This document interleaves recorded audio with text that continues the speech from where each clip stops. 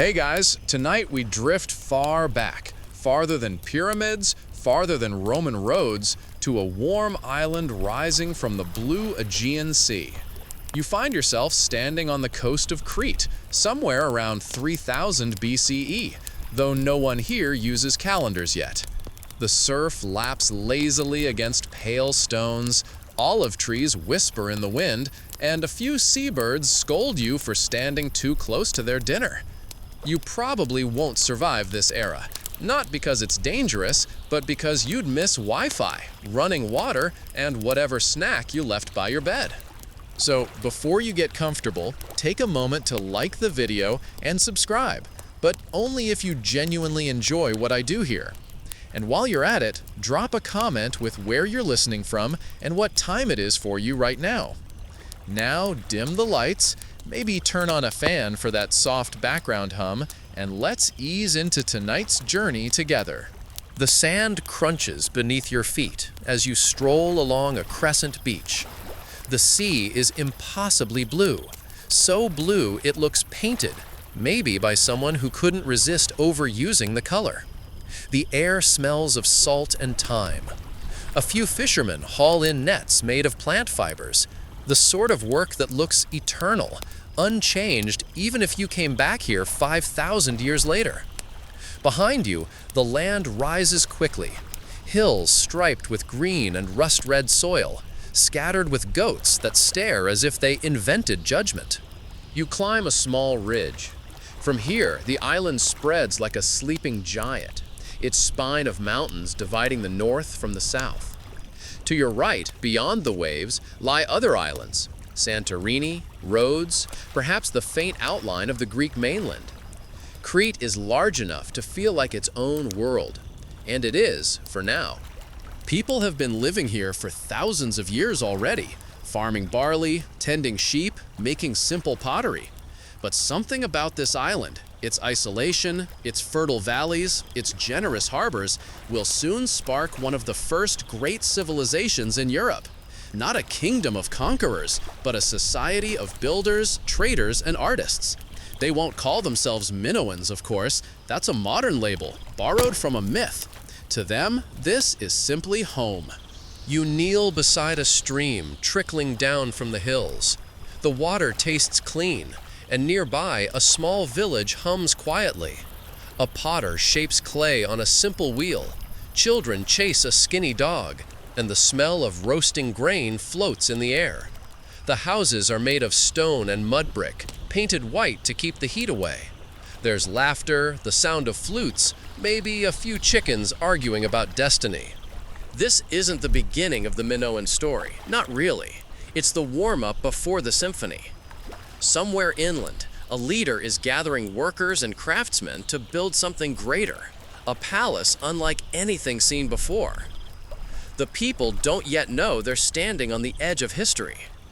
You watch them and wonder what that feels like, to build a world without realizing it will someday be called the first civilization of Europe. Historians still argue whether this transformation began with local growth or with outsiders bringing new ideas by sea. Did traders from Egypt or the Levant introduce technologies that jump-started the island's progress? Or did Cretans themselves, surrounded by abundance and safety, simply evolve a complex society on their own? The truth, as always, is probably somewhere in between. Cultures mixing quietly across the waves, swapping not only goods, but stories, gods, and recipes for better bread.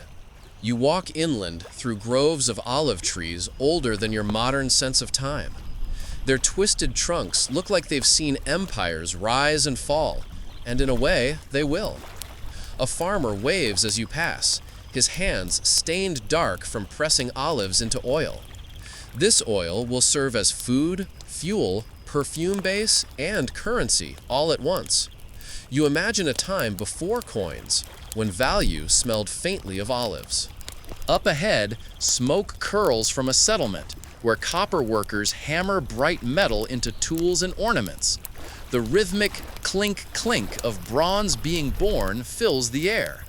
You watch sparks fly like tiny stars, and you realize this: Right here is the heartbeat of a new age. The Bronze Age has begun, and with it, an entirely different tempo of life. You pause at the edge of the village, noting a curious thing. There are no fortifications here. No walls, no towers, no trenches. The people move freely, unafraid. Crete seems safe, protected by the sea. Perhaps that's why the Minoans will pour their creativity into art and architecture instead of war. Their neighbors on the mainland will build fortresses. Cretans will build frescoes. A woman offers you a cup of barley beer, slightly warm and surprisingly tangy. You nod in thanks, trying not to grimace. Around you, conversation flows like water. No one raises their voice. The social rhythm here feels balanced, cooperative. Archaeologists will one day note how Minoan culture appears less hierarchical than others of its time, more communal, more fluid. Whether that's true or just wishful thinking, who can say? But it fits the mood. Crete feels like a place that prefers dancing to fighting. A quirky little tidbit drifts into your mind. Some archaeologists once suggested that the Minoans invented the first flush toilets. That's right. Somewhere in the winding corridors of Knossos, someone apparently figured out that gravity and plumbing could be friends. If that's not civilization, what is? You keep walking, your sandals kicking up dust that glows gold in the late afternoon light. The air cools as the sun lowers, and you begin to hear the rhythmic song of cicadas echoing from the hills. The sound doesn't stop. It simply fades into the background, like an ancient metronome counting down the centuries. From a distance, the sea catches the last light of day, glinting like a sheet of beaten bronze. You picture ships sailing from faraway lands, small, curved vessels carved from cedar, with striped sails and eyes painted on their prows. Those eyes are meant to watch the waves and ward off trouble, though, in truth, trouble seldom finds its way here. As twilight deepens, you climb a small rise. Below you, torches flicker along the shore where people gather for evening songs. The air smells of honey and smoke. You lie back against a smooth stone, watching stars appear one by one. They're the same stars you know now, though the constellations have slightly different names, shapes drawn by minds that see the world differently. You close your eyes for a moment and listen. The lap of waves, the crackle of fire. The island feels timeless, peaceful, unaware of the dramas that will one day unfold upon it.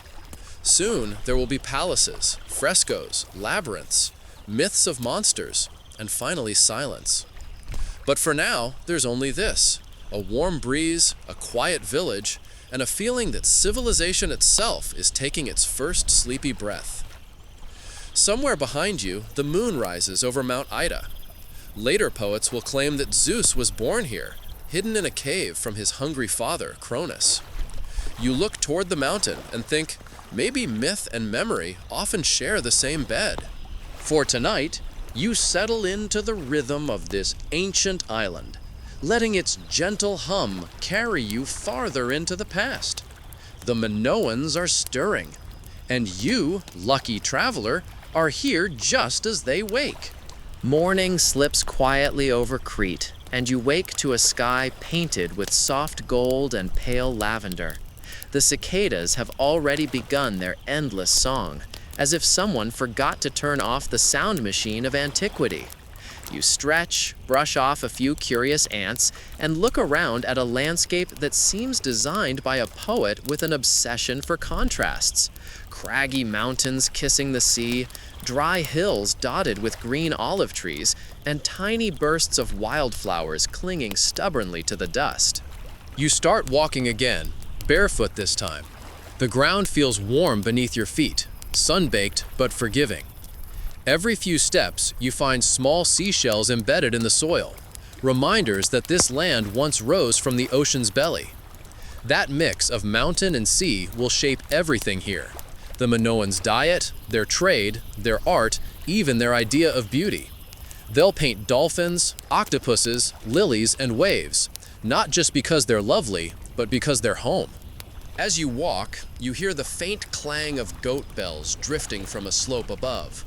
A shepherd waves lazily, leaning on his stick like he's been waiting 5,000 years for someone to wave back. The goats seem unimpressed by your modern aura. They munch on thorny shrubs with the confidence of creatures that know they're vital to the economy. Their milk will become cheese, their wool spun into cloth, and occasionally their hides turned into offerings for the gods. You give one a friendly nod. It responds by sneezing on your sandal. Down the hill, the scent of rosemary and crushed sage fills the air. You follow it toward a small valley where terraced fields spread out in neat stripes. Barley, wheat, figs, and grapes, all growing in harmony with the rhythm of the Mediterranean sun. A few men guide wooden plows pulled by oxen, and you can tell by their easy chatter that this isn't grueling work, but a shared ritual. Farming here feels less like conquest and more like partnership with the land. The Minoans will come to treat this balance as sacred. They'll build shrines not to gods of thunder or war, but to those of fertility, nature, and renewal. They'll carve figurines of women with serpents coiled in their hands and bare chests that seem to say, yes, life is powerful. It's a different energy from what will later dominate Greece. The Minoan world pulses with softness, fluidity, and connection rather than hierarchy. Historians still argue whether this matriarchal tone reflected actual gender equality or just religious symbolism. You decide to believe it was both, because this island seems too peaceful for endless patriarchy. A breeze pushes you toward the coast again. The light dances off the water, and you can see why this place created such skilled sailors. The Minoans will later navigate these seas with ease, their ships carrying wine, oil, and pottery to Egypt, Cyprus, and the Levant. For now, though, you watch a small fishing boat hugging the shore, the fisherman singing softly in a language lost to time. His voice mixes with the hush of waves and the rustle of reeds, creating something halfway between music and meditation. You sit on a rock, letting the rhythm of the waves hypnotize you. The sea isn't just a barrier here. It's a friend, a highway, a source of endless inspiration. When later frescoes will show dolphins leaping joyfully through blue waters, it won't be symbolism, it'll be biography. You imagine an artist watching this same sea, brush in hand, trying to capture its shimmer with ground minerals and crushed shells. Crete's unique red soil is rich in iron oxide, which ancient potters used to create that distinctive reddish tint you'll later see on Minoan ceramics. You think about how something as simple as dirt shaped art that would endure for millennia. Civilization, it turns out, often begins with good dirt. You decide to climb one of the nearby hills, where the path winds upward through cypress and olive trees. As you ascend, the world opens, fields below, villages scattered like white stones, the sea glinting endlessly beyond. Somewhere in that shimmering expanse, people will later claim the island of Atlantis once stood. Some even believe the Minoans were Atlantis, their civilization wiped out by a volcanic eruption. Historians still argue whether there's any truth to that, or if it's just humanity's favorite bedtime myth about hubris and water damage. Either way, you smile. It's the kind of story that keeps people awake long after they were supposed to fall asleep. At the summit, a cool wind greets you. You spot a narrow plateau nearby with traces of stone foundations, perhaps the ghost of a small shrine. A few wildflowers grow between the stones, nodding gently in the wind. You crouch and run your hand over the rough surface, feeling time condensed into texture. Someone once placed offerings here, small figurines, maybe a cup of wine, maybe a whispered hope for rain or safe passage. You feel oddly respectful, even though no one's watching. As the day stretches on, you make your way toward the center of the island, where the mountains rise higher and the valleys narrow into gorges. Streams trickle through, carving silver ribbons into the earth. You stop at one to drink, the water cold enough to make you gasp. Somewhere nearby, shepherds are singing a slow, wordless tune that echoes down the valley. It's beautiful and slightly haunting, like the sound of history before it learns to write itself down. You pass a small cave entrance, dark, cool, inviting. You peek inside. The air smells of damp stone and ancient secrets. Later, this island will become famous for its sacred caves, places like Psychro and Camarez, where offerings of ivory, clay, and bronze will be left for deities unknown. These caves, some believe, were gateways between worlds, where earth met spirit, where mortals came to ask politely for good harvests and not to be smitten by mysterious weather phenomena. You step back into sunlight and realize how everything here feels alive.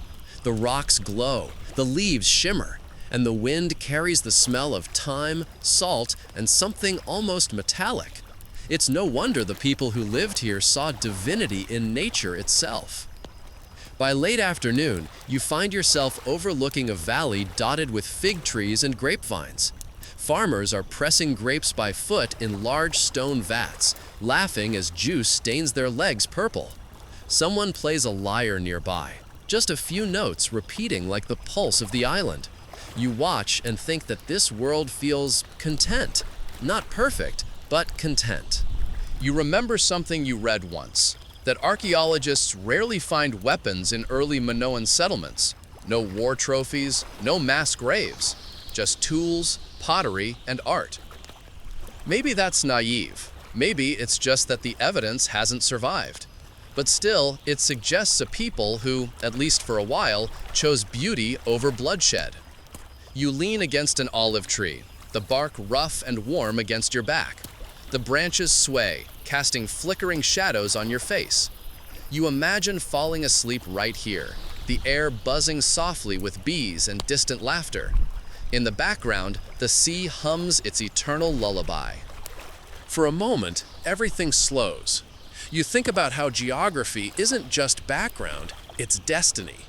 This island, rich but not overbearing, isolated yet connected, peaceful but alive with energy, has given birth to something quietly extraordinary. The Minoans are still just forming their identity, like clay waiting for fire. But the stage is set. The mountains will guard them, the seas will feed them, and the earth will color everything they create. The sun begins to dip, the air turning lavender again. You start down the hill toward the soft glow of distant lamps. Somewhere in the darkening fields, an owl calls, a small, ancient sound that seems to say, "Stay a little longer." And you do, because the island isn't done showing you its beauty. Not yet. By the time you reach the northern valleys of Crete, dawn has returned, soft, gold, and impossibly gentle. The air smells faintly of lime plaster and sea salt, and from the hilltop where you stand, the outline of Knossos stretches ahead like a dream made solid. This is no mere village. It's something new, a place that hums with organized purpose, rising in layered terraces, gleaming under the sunlight. You squint, realizing that you're looking at one of the earliest palaces in the world. Knossos doesn't look like a fortress. There are no towering walls, no moats, no sense of looming power.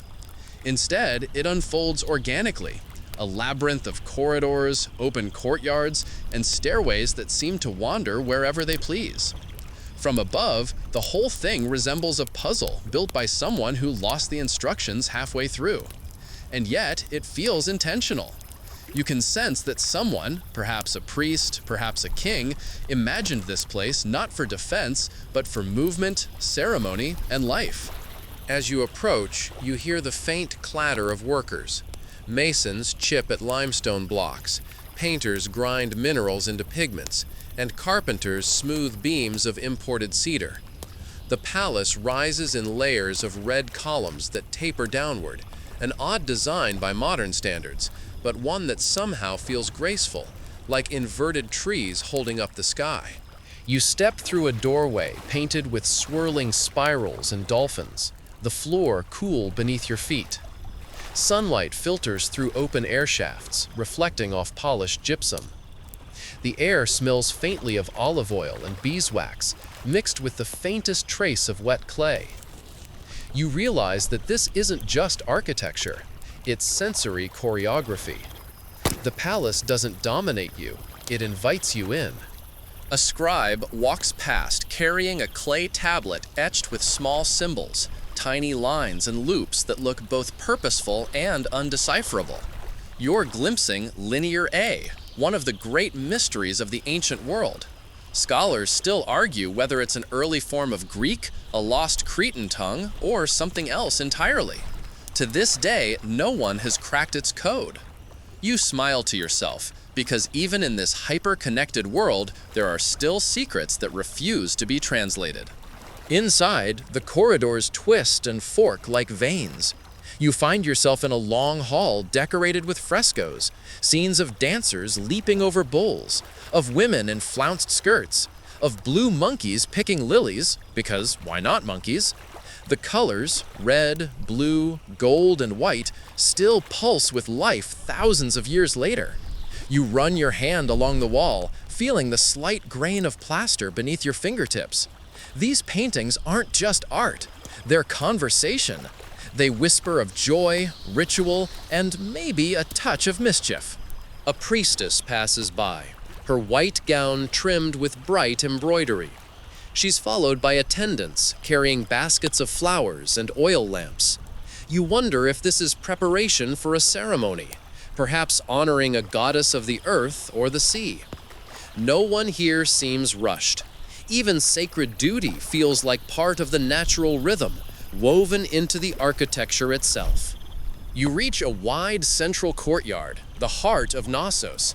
It's open to the sky, surrounded by storerooms, shrines, and workshops. Somewhere below your feet, massive pythi, giant clay jars, store olive oil, grain, and honey. You picture the scent of that much honey in summer, sweet and heavy in the air. Nearby, stairs lead down into shadowy basements, cool and echoing. Some chambers seem built for rituals. Others look like early administrative offices, lined with clay tablets and seal stones. Bureaucracy, it seems, has existed since the dawn of civilization. Proof that even 5,000 years ago, someone had to file the paperwork. You pause to catch your breath. The palace is alive with sound. Footsteps, laughter, the clinking of pottery. You notice something unusual. The air moves freely here. The builders understood ventilation long before anyone invented air conditioning. Sunlight and wind thread through the building like elements of a living system. You almost expect the palace itself to breathe. And yet, for all its beauty, something about Knossos feels uncanny. The layout seems deliberately confusing. Hallways that double back, staircases that lead nowhere, doors that open into darkness. You can see why later Greeks imagined this place as the mythical labyrinth, home to the Minotaur. Historians still argue whether the myth was born from this architecture or from something deeper, perhaps an echo of rituals that involved bulls, strength, and symbolic danger. Whatever the truth, the word labyrinthos likely once meant simply place of the double axe, a sacred Minoan symbol carved everywhere here. Speaking of symbols, you spot one on a column nearby, a pair of crossed axes gleaming faintly in the sunlight. This labrys appears over and over again in Minoan art, associated with female deities, ritual power, and the cycles of nature. Later cultures will turn it into a weapon. Here, it's more like a key. You make your way into a smaller chamber, where a raised platform holds a shallow stone basin. The air is cool, damp, and carries a faint metallic tang. Some think these were ritual purification baths, others argue they were just clever plumbing. Archaeologists, bless them, can turn anything into a debate. Historians still argue whether Minoan religion centered around a single great goddess or a pantheon of nature spirits. The evidence is both abundant and contradictory, like trying to understand someone's beliefs by only seeing their wallpaper. You linger for a while, tracing the light as it shifts across the frescoed walls. You can't help but feel impressed. The palace seems designed not for fear, but for wonder. Everything about it encourages movement, conversation, and discovery. You can imagine diplomats from distant lands arriving, blinking in astonishment, perhaps thinking, "These islanders know how to live." In a nearby room, artisans work on fine pottery, graceful jars painted with spiraling octopuses and reeds swaying in invisible tides. The designs seem alive, as if the sea itself found a way to decorate its containers. One craftsman catches you watching and winks, holding up a half-finished pot.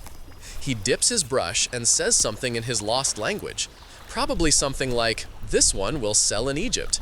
You laugh quietly, and he returns to work, humming a tune that sounds like waves.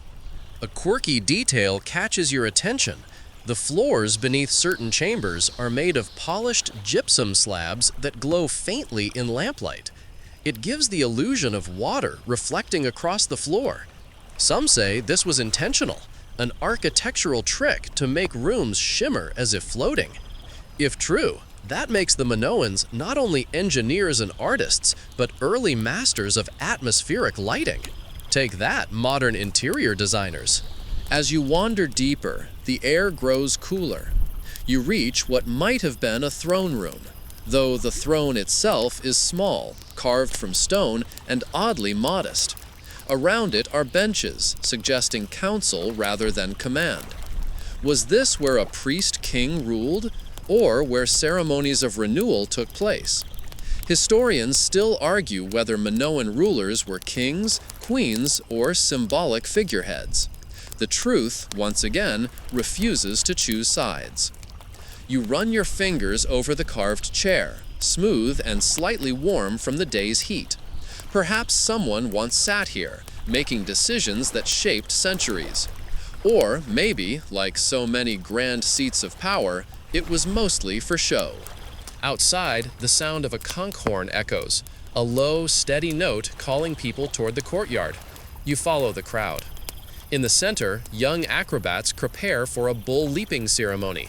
The animal stands quietly, muscles rippling, its horns gilded and decorated with ribbons. The acrobats stretch, limber and fearless. The crowd murmurs with anticipation. You can't decide if this is sport, ritual, or both. Then the music starts, drums, flutes, and hand claps, and one by one, the youths vault over the bull's back in elegant arcs, landing lightly on their feet. It's breathtaking and a little terrifying. You glance at the elders watching nearby, their faces serene. To them, this is harmony, a dance between human and nature, strength and grace.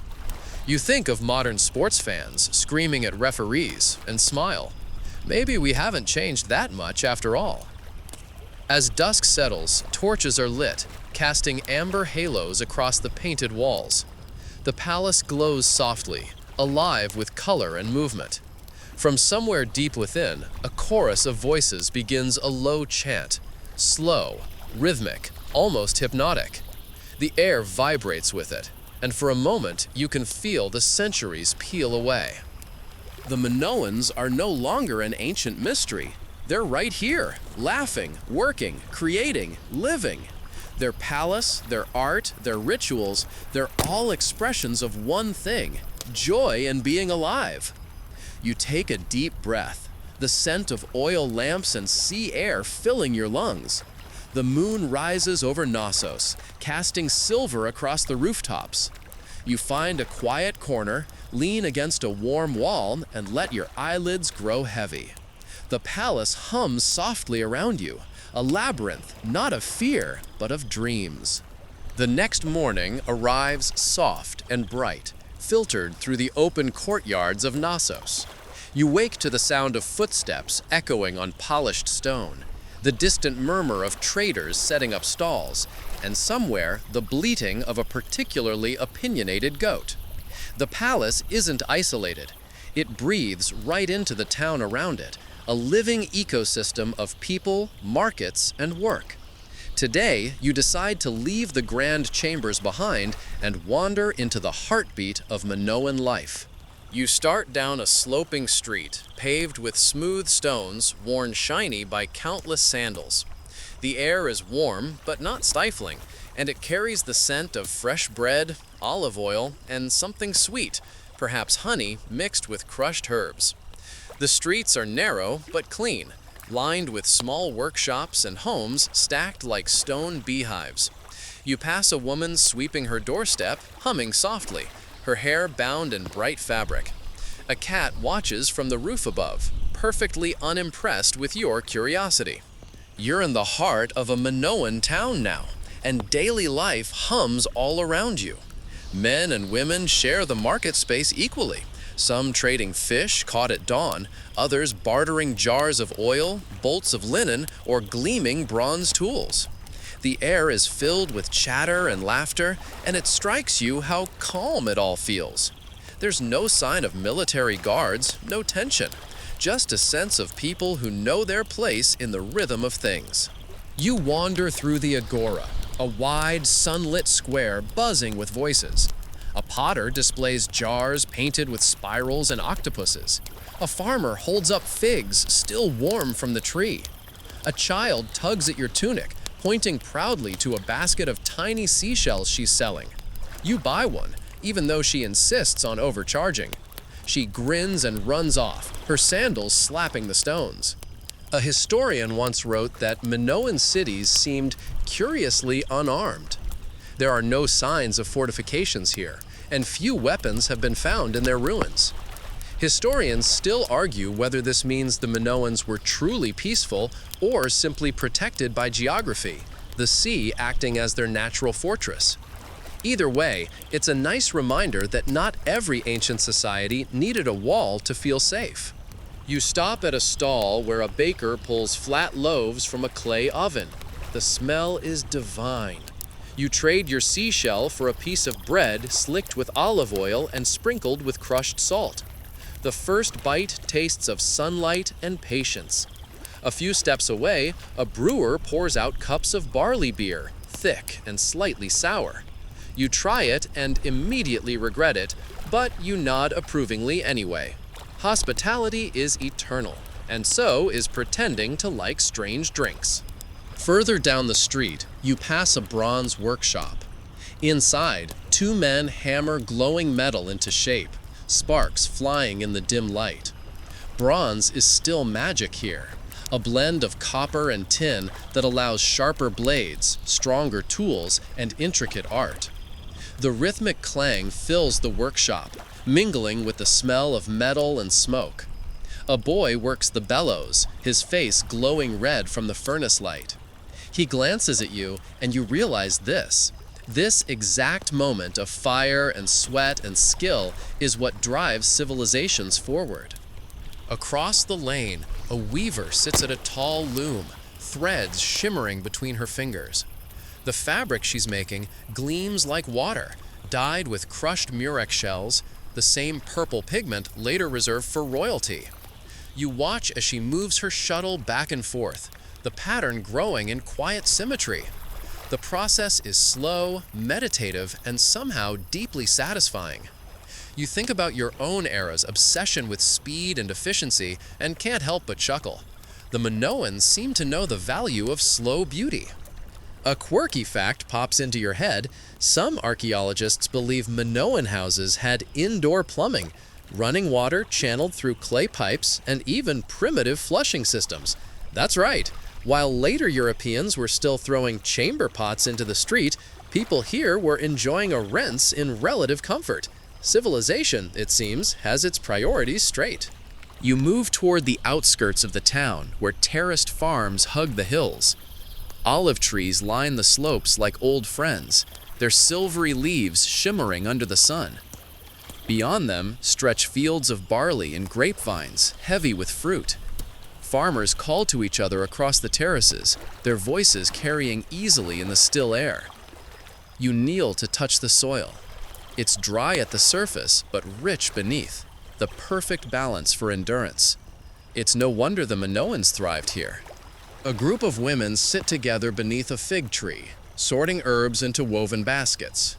One smiles and waves you over, offering a handful of dried lavender.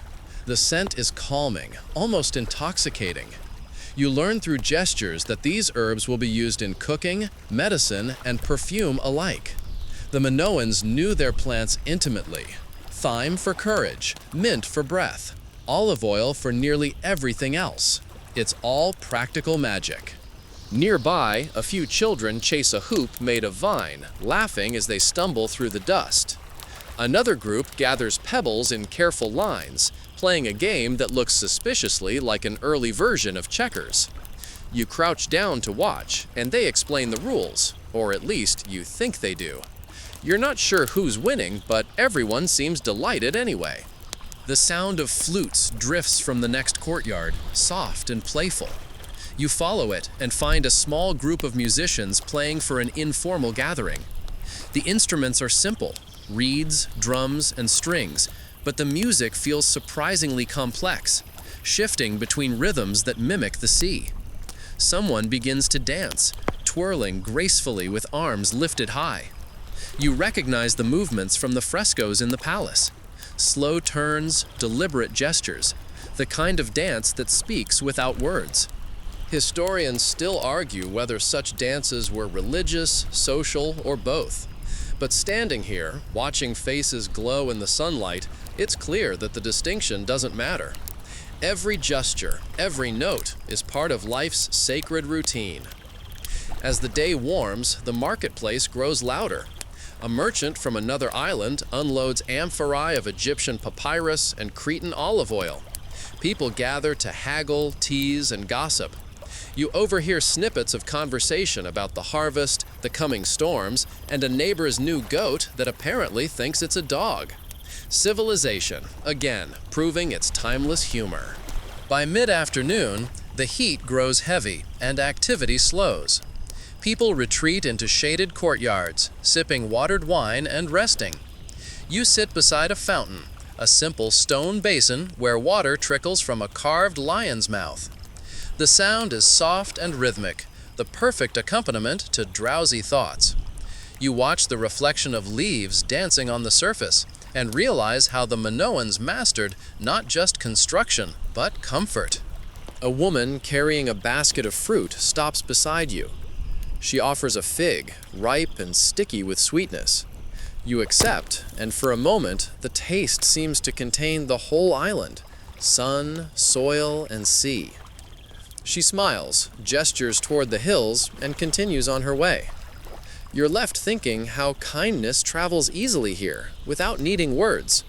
As shadows lengthen, life stirs again. People return to their shops, laughter resumes, and torches flicker to life along the streets. You walk back toward Knossos, where the palace glows in the dusk, its red columns catching the firelight. From inside comes the faint sound of singing, low, melodic, ancient. You stop for a final glance at the town behind you. Smoke curls gently from chimneys, mingling with the scent of baked bread and evening flowers. The stars begin to appear, reflected faintly in the narrow stream that winds through the valley. You think about how every civilization, no matter how advanced, begins with simple scenes like this. People working, eating, laughing, and building a world they'll never know will be studied by strangers millennia later. A gentle wind brushes your cheek, carrying the faint smell of salt and olive wood smoke. Somewhere, a night bird calls, its voice echoing against the distant hills. You exhale slowly. You've walked among the living pulse of the Minoans, their markets, their crafts, their unhurried joy. Tomorrow, you'll climb into their temples, where gods and bulls share sacred space. But for now, as the lights of Knossos flicker like embers, you let the hum of daily life settle in your chest, a steady, ancient heartbeat that hasn't truly stopped. Morning comes quietly to Crete.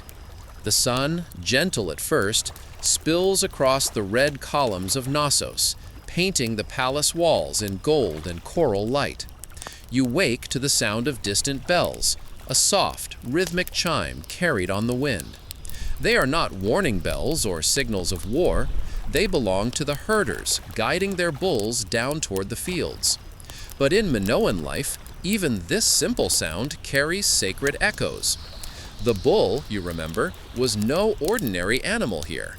It was a creature of myth, power, and devotion, a living bridge between humans and the divine.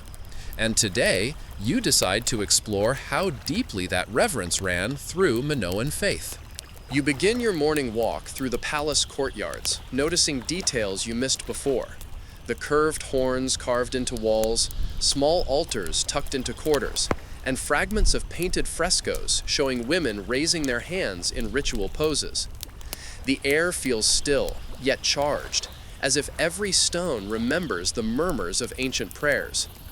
Religion here wasn't housed in towering temples like in later civilizations. Instead, it flowed through the landscape. Every hill, cave, and spring could be sacred. The Minoans didn't seem to separate life from faith. Their gods were everywhere, woven into daily rhythm like thread through cloth. A guide, an older man with sunburnt skin and eyes that have clearly spent years studying ruins, greets you with a knowing smile.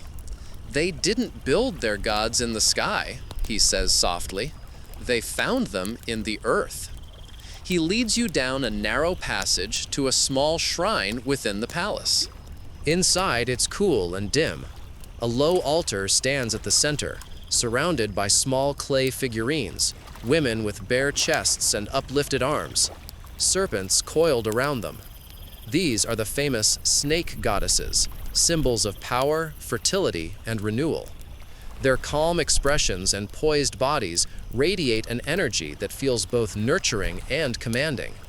You can almost hear the whisper of serpents sliding across stone, a reminder that life and death are two sides of the same eternal pattern. The Minoans, it seems, lived in harmony with that duality. Their religion was less about domination and more about balance. The sea and land, man and woman, creation and destruction. The goddess, in her many forms, embodied this balance.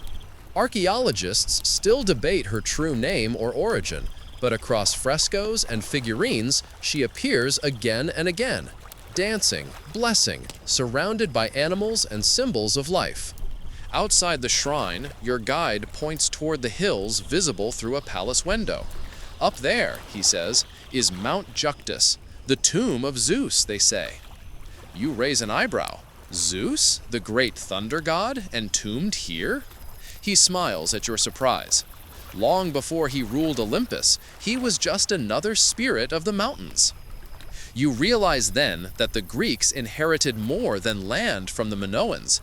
They inherited imagination. Many of the myths that filled later temples were born in these quiet hills and sacred caves.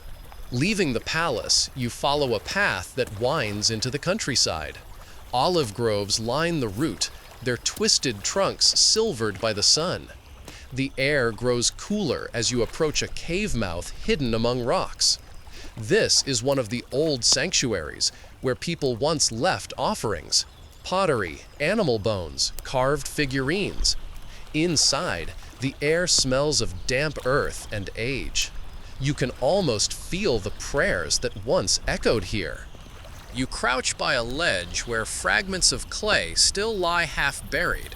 Offerings to a goddess of the underworld, perhaps, or a spirit of fertility and harvest. The Minoans didn't build statues of stone giants or thunderous deities.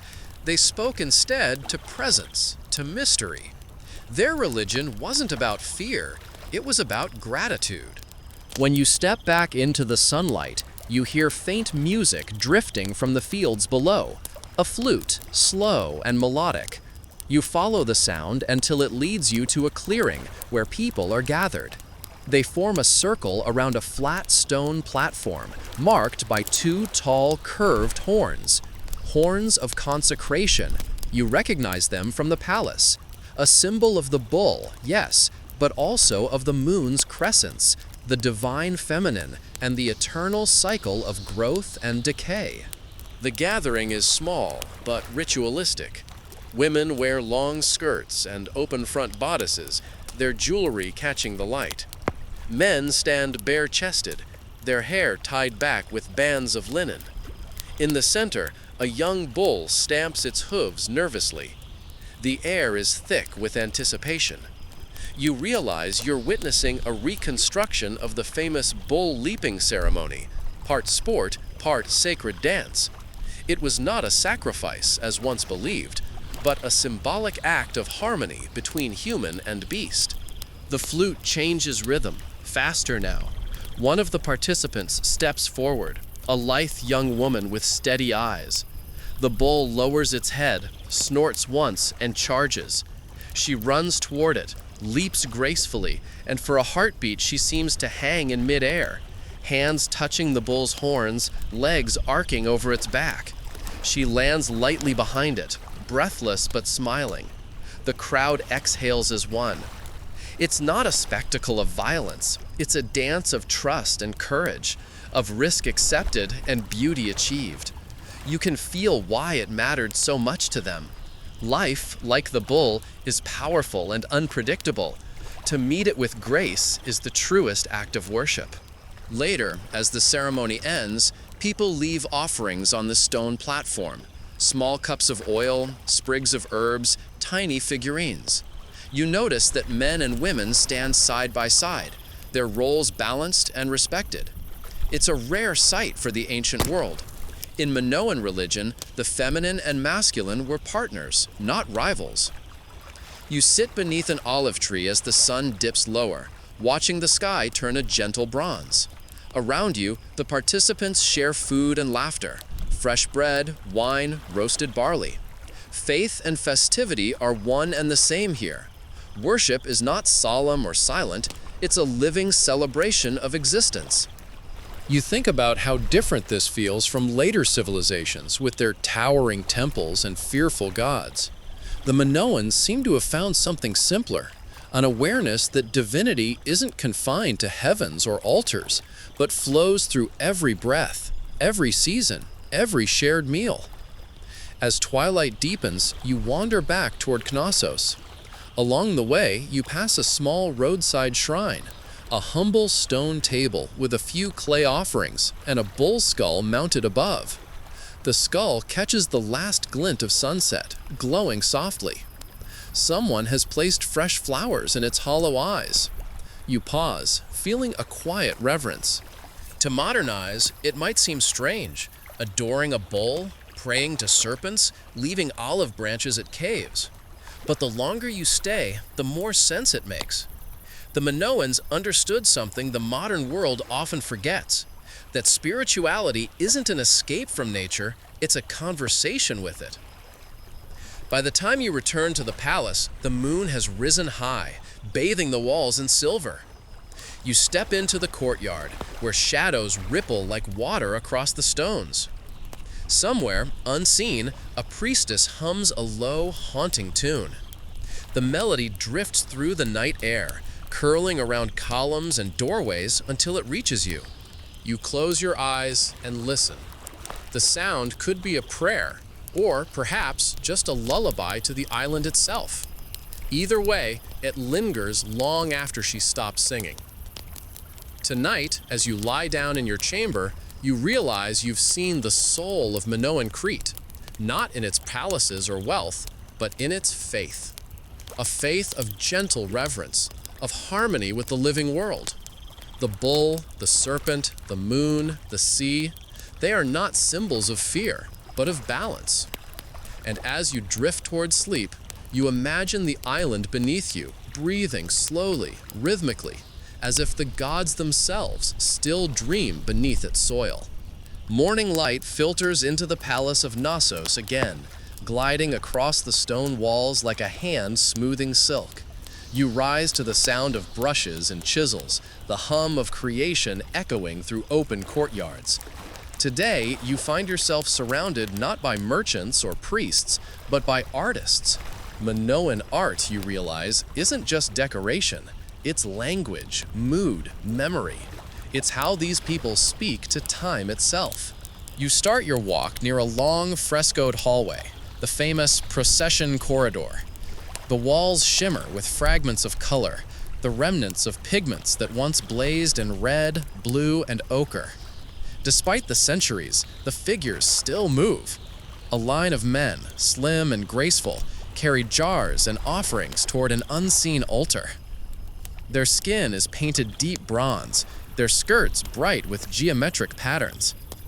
They walk in silence, yet you can almost hear their steps on the stone. A young artisan stands nearby, carefully restoring a flake of plaster. She explains how the Minoans used natural pigments, ground minerals mixed with lime and egg to make colors that could survive millennia.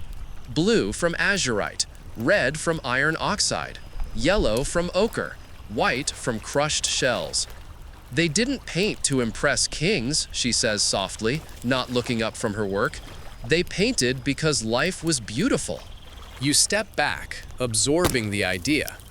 In a world that often glorified war and conquest, Minoan art seems to celebrate motion, nature, and peace. There are no battle scenes, no empires carved in stone. Instead, dolphins leap across walls, flowers bloom in plaster gardens, people dance, fish, and play instruments. Theirs was an art of joy, of living, not ruling. You move to another chamber where the walls explode with color, the dolphin fresco. Bright blue waves curl around darting fish, each one alive with energy. The scene wraps the room in a sense of calm, as if the sea itself has drifted inside to rest. You stand for a while, watching the dolphins swim in endless circles, feeling the rhythm of waves you can't hear. Some historians argue whether the Minoans painted these scenes for religious reasons or simply because they loved the sea that sustained them. But you can sense it's both, a devotion to beauty and to the forces that gave them life. In their art, beauty and spirituality blur until they're indistinguishable. You wander onward, finding smaller frescoes in lesser rooms, lilies bending in the wind, monkeys climbing rocks, and one particularly mischievous cat stalking birds through reeds. It's whimsical, intimate, and oddly modern. You catch yourself smiling. The Minoans, it seems, didn't take themselves too seriously. Even their sacred walls left room for play. A curious piece catches your attention. A painted man with flowing hair and a confident smirk, often called the Prince of the Lilies. Historians still argue whether he was a real person, a priest, or even a composite image built from fragments of multiple frescoes. Either way, he's become something of a poster boy for Minoan elegance. He stands tall, wearing a crown of lilies and peacock feathers, his waist impossibly slim, his posture relaxed yet proud. You can almost hear him say, "Yes, I invented summer fashion." Nearby, a craftsman shows you how frescoes were made, painting on wet plaster so colors fused into the surface. There was no time for hesitation. Each stroke had to be perfect, every line decisive. "The wall breathes," he says, running his hand along the surface. "You have to paint before it exhales." You leave the fresco rooms and step into sunlight again, drawn toward the sound of hammering. In an open courtyard, artisans shape clay into elegant vases and amphorae. Rows of finished pottery line the walls, glowing like baked honey. The patterns twist and coil like waves, spirals, shells, and octopuses stretching their tentacles in rhythmic curves. This is the marine style, the most famous of Minoan ceramics. You pick one up carefully. The octopus sprawls across its rounded belly, every tentacle alive with motion. It's not a static design, it moves. You can feel the artist's love for the sea, the pulse of life caught in clay. The potter grins at your wonder. "The octopus knows how to hold on," he jokes, wiping sweat from his brow, "just like me when I've had too much wine." Pottery wasn't just functional, it was personality. Storage jars, cooking pots, ritual vessels all carried the same grace. Even the simplest cup bore traces of art, as if to say that beauty had a place in every moment, even in pouring olive oil. Later, you visit a metal worker's workshop. The air hums with heat and hammering. Bronze glows red in the forge, then cools into intricate daggers inlaid with silver and gold. One blade depicts a hunting scene so delicate you can see the muscles of a leaping deer. Yet the irony strikes you. These daggers were often ceremonial, too precious to use. Tools of art, not war. The craftsman tells you something interesting while polishing a blade. "We learned from Egypt," he says, "but we made it our own. They had gods of order. We have gods of motion." You nod, understanding the distinction. Where Egyptian art sought permanence, Minoan art danced with impermanence, a living thing caught mid-breath. By afternoon, you wander into the weaving courtyards. Women sit together, their hands moving like waves, threads gliding across wooden looms. The air smells faintly of wool and olive oil. They weave not only clothes, but stories, patterns of spirals, flowers, and waves repeating endlessly, like the island's tides. One weaver laughs softly when you ask what she's making. "A blanket," she says, "for a prince or maybe a goat, who knows yet?" That's the Minoan spirit in a nutshell. Humor, artistry, and practicality woven together. You notice that art here doesn't belong only to elites. Everyone contributes something. The fisherman paints his boat. The potter decorates his jars. The farmer carves charms for luck. It's as if the entire island has agreed that beauty is a shared responsibility. You pause at a small fountain where water trickles down from a clay spout, shaped like a bull's head. Someone has placed flower petals in the basin. They swirl gently, reflecting the sunlight and ripples. It's simple, serene, and perfect. You realize that to the Minoans, even water deserved an audience. As evening falls, you join a small group gathered in a courtyard lit by oil lamps. Musicians play lyres and flutes while dancers move barefoot in slow circles. Their arms rise and fall like waves, their steps tracing ancient rhythms. You watch, hypnotized, as the frescoes you saw earlier come to life before you. The same gestures, the same flowing energy. Art escaping the wall to breathe again. A local historian sitting beside you leans over and murmurs, "Historians still argue whether Minoan dance was religious or purely artistic. But maybe that's the wrong question. Maybe, to them, there was no difference." You watch as a young man leaps high, spinning mid-air, before landing softly. A motion so fluid it feels rehearsed by centuries. The crowd claps gently, not with frenzy, but with affection. No one here is a performer or audience. Everyone is part of the same choreography. By the time the last note fades, the lamps have burned low, and the courtyard glows in amber warmth. You lean back against a column, feeling the cool stone against your shoulders. The night breeze carries the scent of sea salt and jasmine. You think about everything you've seen today. The dolphins and lilies, the dancing women, the smiling prince of lilies, the octopus curling across a pot. You realize Minoan art isn't trying to immortalize life, it's trying to mirror it. Fluid, fleeting, joyful. You close your eyes and can still see the colors moving behind your eyelids. Cobalt, coral, ivory, gold. They pulse gently like a heartbeat beneath the island itself. Somewhere far off, waves strike the cliffs in soft applause, as if the sea remembers every brushstroke ever made in its honor.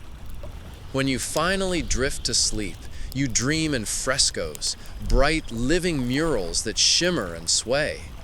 Dolphins swim past your bed. Lilies bend to the rhythm of a distant drum. And just before you sink into deeper rest, you catch a glimpse of the snake goddess again, smiling faintly, her painted eyes alive in the moonlight.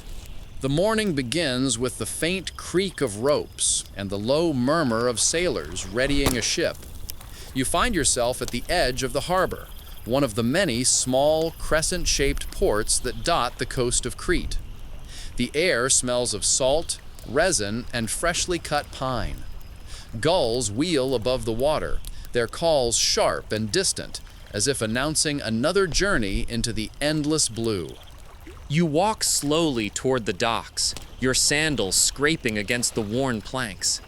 Before you stretches a fleet of Minoan ships, sleek, narrow vessels with curved prows that rise like wings above the waves.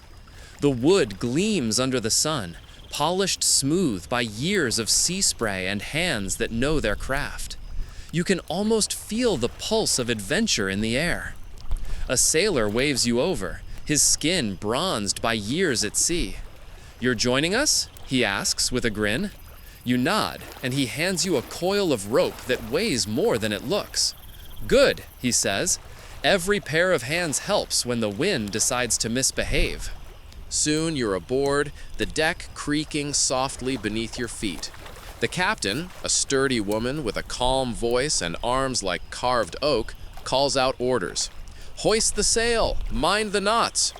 The crew moves in practiced rhythm, every gesture efficient, familiar. You lend a hand, though your knots look more like tangled noodles than proper sailor's work. One of the crew lacks and fixes it for you. "You'll get there," he says. The sea teaches patience. The sail unfurls, a great white wing catching the wind, and the ship begins to glide away from the dock. The island shrinks behind you, its mountains softening into a hazy outline. Ahead lies only water, infinite and shimmering. The Minoans were masters of this expanse. Long before others dared to leave sight of shore, they had already built trade networks that stretched from Egypt to Cyprus, from Anatolia to the Greek mainland. Their ships carried not only goods, olive oil, wine, pottery, but ideas. Art, language, stories, even religion flowed along these watery routes. You stand by the rail watching dolphins leap alongside the ship. It's impossible not to smile. "They always follow us," says the captain, her eyes on the horizon. "Maybe they think we're one of them." You look down at the sleek hull cutting through waves and think she might be right. Minoan ships glide like living creatures, part fish, part bird, part dream. The crew begins to relax as the wind steadies. Some hum quietly, others play knucklebones on the deck. A young boy, perhaps a merchant's apprentice, sits near the prow, carving a small figurine from driftwood. It's a bull, of course. You can't escape that sacred symbol even here at sea. He grins when he catches your glance. "For luck," he says. "We give them to the waves so they remember us kindly." As the island disappears behind a veil of mist, you realize how dependent these people were on the sea, not only for trade, but for survival, identity, even faith. The Minoans didn't fear the ocean, they embraced it. To them, the sea wasn't chaos, it was connection. You wander below deck, where the ship's cargo is carefully stored. Amphora of oil sealed with clay, baskets of figs and almonds, and bundles of dyed wool. The air is warm and smells faintly of resin and honey. You run your fingers along the curved side of an amphora, feeling the faint etch of spirals and waves, patterns that echo the rhythm of the ocean. One of the sailors tells you that the oil will be traded for copper in Cyprus, then turned into bronze for tools and ornaments. "We carry what others need," he says, "and when we return, we bring back what Crete desires." That's how we all stay afloat, literally. When you return to the deck, the wind has shifted slightly. The captain adjusts the sail, her expression calm but focused. The sea is no threat to her. It's an old friend with moods she knows well. You watch as sunlight scatters across the water like shards of glass. It's easy to see why the Minoans built their lives around this rhythm. This endless motion of leaving and returning, of trust between human and horizon. By midday, you spot land ahead, a small island port, perhaps Thera before its fiery fate. Whitewashed houses cling to rocky slopes, and the harbor bustles with ships. The Minoans were not conquerors, but connectors. Their presence was felt through trade, not invasion. When they arrived, they brought olive oil, fine pottery, and stories of the bull dancers of Knossos. In return, they carried home copper, tin, and foreign fashions. You could say the Minoan Empire was built not by swords, but by sails. As you dock, merchants rush forward, shouting greetings in a mix of languages. The air fills with the scent of spices, cinnamon, saffron, and salt. The crew unloads goods while you wander through the market.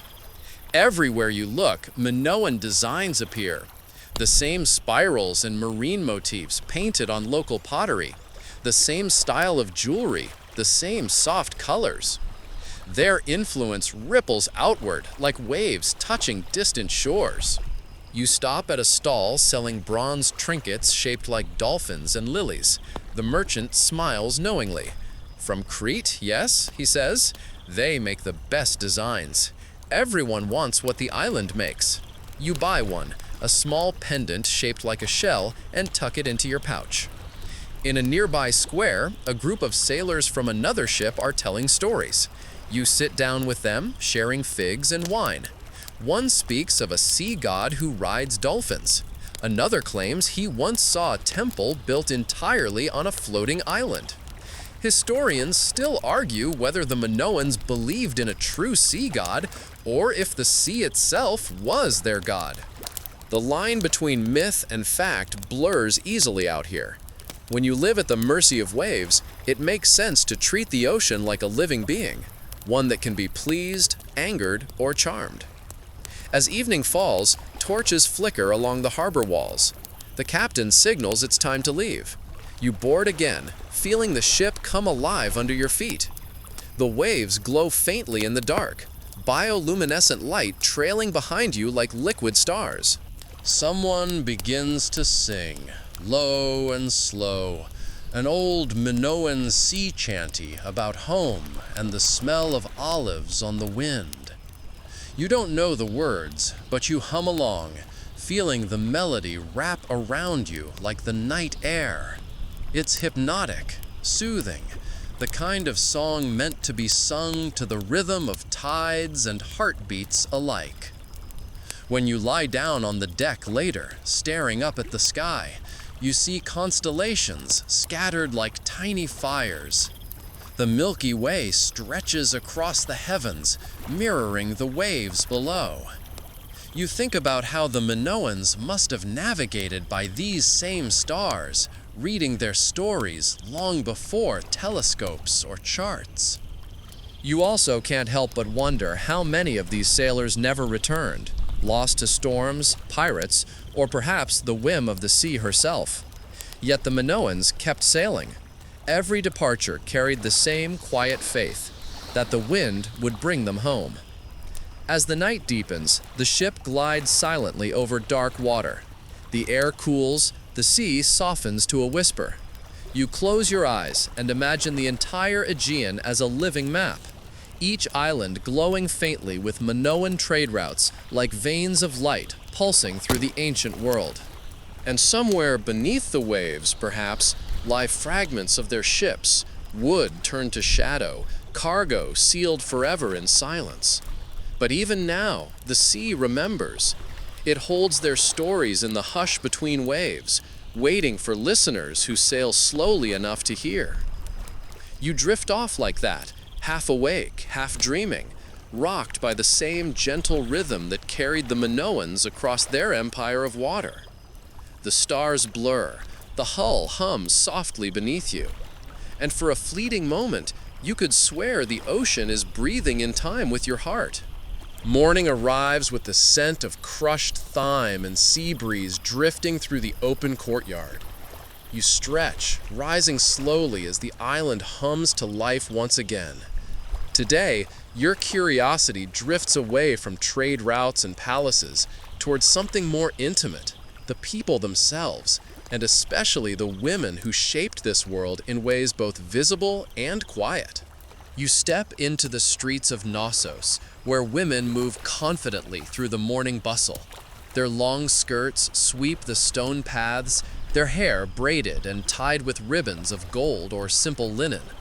Some carry baskets of figs and olives, others rolls of dyed wool for weaving. None of them appear timid or hidden behind walls. In Minoan life, women seem to stand at the center of everything: temples, homes, ceremonies, even the sea. You pause at a fresco painted along a corridor wall. It shows a group of women in flowing garments, their arms raised in a rhythmic gesture, perhaps part of a festival. They are poised and elegant, yet strong. The lines of their bodies curve like waves, not rigid or constrained. One of the women holds a small bird in her hands, as though whispering to it. Another balances a basket of flowers on her head, walking with effortless grace. The scene feels alive, not staged, an artist's love letter to the spirit of the island. A local scholar, an older woman with sun-creased cheeks and ink-stained fingers, joins you beside the fresco. "Notice something?" she asks, tapping gently at the painted figures. No gods towering over them, no kings watching from above. Just women, the same size as men, sometimes even larger. She smiles faintly. That tells you everything about Minoan life. Indeed, it does. Unlike many ancient societies, the Minoans left behind no grand statues of male rulers, no endless lists of conquests, no solemn images of subservient queens. Instead, the art celebrates partnership, men and women sharing space, energy, and purpose. You remember the priestesses at the altars, the bull leapers in the arena, the weavers in the courtyards. Each woman held agency, grace, and voice. You wander through the marketplace, where the hum of trade mixes with laughter. Women haggle for fish and barley, their tones sharp but playful. Children dart between stalls, their giggles carried on the wind. Near one stall, a woman selling perfume invites you to smell her wares. Tiny clay vials filled with oil steeped in roses and saffron. "Made for the goddess," she says, but then winks. "And for anyone who wants to smell divine." You laugh, and she joins in. Minoan women, you realize, likely managed much of daily life, running households, supervising trade, directing workshops. Some scholars even suspect that the priestesses held real political power. But as with much of Minoan history, historians still argue whether women truly ruled or simply stood close beside those who did. The records are silent, but the art speaks loudly enough. You pass a weaving court again, where a group of women sit at looms, their fingers moving in soft, measured rhythm. Each thread hums against the wooden frame, the sound blending with the rustle of olive leaves nearby. They weave not just cloth, but connection, patterns repeating like echoes of the sea. "We weave what the gods dream," one of them jokes, eyes twinkling. Another replies, "And sometimes we fix their mistakes." They laugh together, and you can't help but grin. It's easy to romanticize, but you remind yourself, these women worked hard. They ground grain, hauled water, tended animals, and raised children under the same sun that painted the fields gold. Yet somehow, their world feels less burdened by hierarchy than most ancient societies. Life here seems cooperative, not combative. The same balance you saw in their religion and art runs through their gender roles too, a harmony between the masculine and feminine. In one corner of the palace courtyard, you come upon a small group practicing the bull leaping dance. You've seen it before, but this time the performers are all women. Their movements are fluid, powerful, fearless. They run, leap, twist, and land with the grace of acrobats. You can feel their energy ripple through the air, each motion an act of precision and trust. You lean against a column as a young woman approaches you afterward, wiping sweat from her brow. "You think it's dangerous?" she asks, catching your expression. "Well, you admit, you're literally flipping over a bull." She laughs, a rich, carefree sound. "Yes, but danger isn't the point. It's balance. You meet the bull halfway. You give respect, not dominance." She looks toward the horizon, where the sea glimmers beyond the fields. Maybe that's why we do it, to remind ourselves that everything worth doing requires balance. Her words linger long after she's gone. You wander down to the coast later, where fishermen mend their nets in the fading afternoon light. Their wives sit nearby, repairing sails, chatting softly. A little girl plays with a small clay figurine, pretending to make it dance on the sand. You kneel to see it. It's a miniature goddess, arms raised, a snake coiling at her feet. The girl beams proudly. "She keeps the fish coming," she says solemnly, "and scares off bad dreams." You smile. Even in play, faith and practicality intertwine. You give her a shell you found earlier on the beach, and she trades you a giggle in return. As evening falls, the air cools, and you hear music from the village square, flutes, drums, and the rhythmic clapping of hands. The women are dancing again, this time in a wide circle around a small fire. Men join in, but it's clear who leads the rhythm. The women's steps are sure, their laughter filling the air like wind chimes. One of them pulls you into the circle, and before you can protest, you're moving too, awkwardly at first, then with growing ease. The ground beneath your feet feels warm and alive. You can smell wine, roasted grain, and the faint perfume of crushed flowers. The dance grows faster, then slower, then dissolves into gentle swaying. It's not a performance, it's communion. As you catch your breath, you glance around the circle. Faces glow in the firelight, wrinkled, youthful, dark, fair. Every one of them carries the same serene confidence, the quiet joy of belonging to a world that values grace as much as strength. The scholar from earlier finds you again, offering a cup of wine. "It's funny," she says, "how the modern world calls this civilization a mystery. But when you stand among them, even in ruins, you realize it's not mysterious at all. It's simply balanced." She gestures toward the dancers. Men and women as partners, not opponents. Faith without fear. Beauty without arrogance. Maybe that's what makes it feel so foreign. You sip the wine, sweet and earthy. "Do you think it lasted?" you ask quietly. She sighs. "No harmony lasts forever, but it leaves echoes." The firelight flickers against the ruins, and for a moment you can almost see the old world again. Women weaving under the moon, priestesses pouring libations, dancers spinning through courtyards. Their laughter rises like the sound of waves breaking on stone, endless and soft. Later, as the music fades, you walk alone along the shore. The moon hangs low, silvering the sea. Somewhere in the distance, a bull snorts in its pen, a familiar sound in the night. You think of all the women whose hands shaped this island, its art, its trade, its rituals, and realize that their legacy still breathes through every breeze. A wave curls close to your feet, whispering against the sand, and you find yourself whispering back, a small, unspoken thanks for their grace, their courage, and their quiet strength. You close your eyes, and for a heartbeat, you imagine yourself as one of them, moving through this ancient world not as a visitor, but as a thread in its tapestry. The sound of the waves becomes the rhythm of your breath. The stars shimmer above, patient and eternal. And somewhere behind you, faint but clear, you hear laughter again, light, strong, unafraid.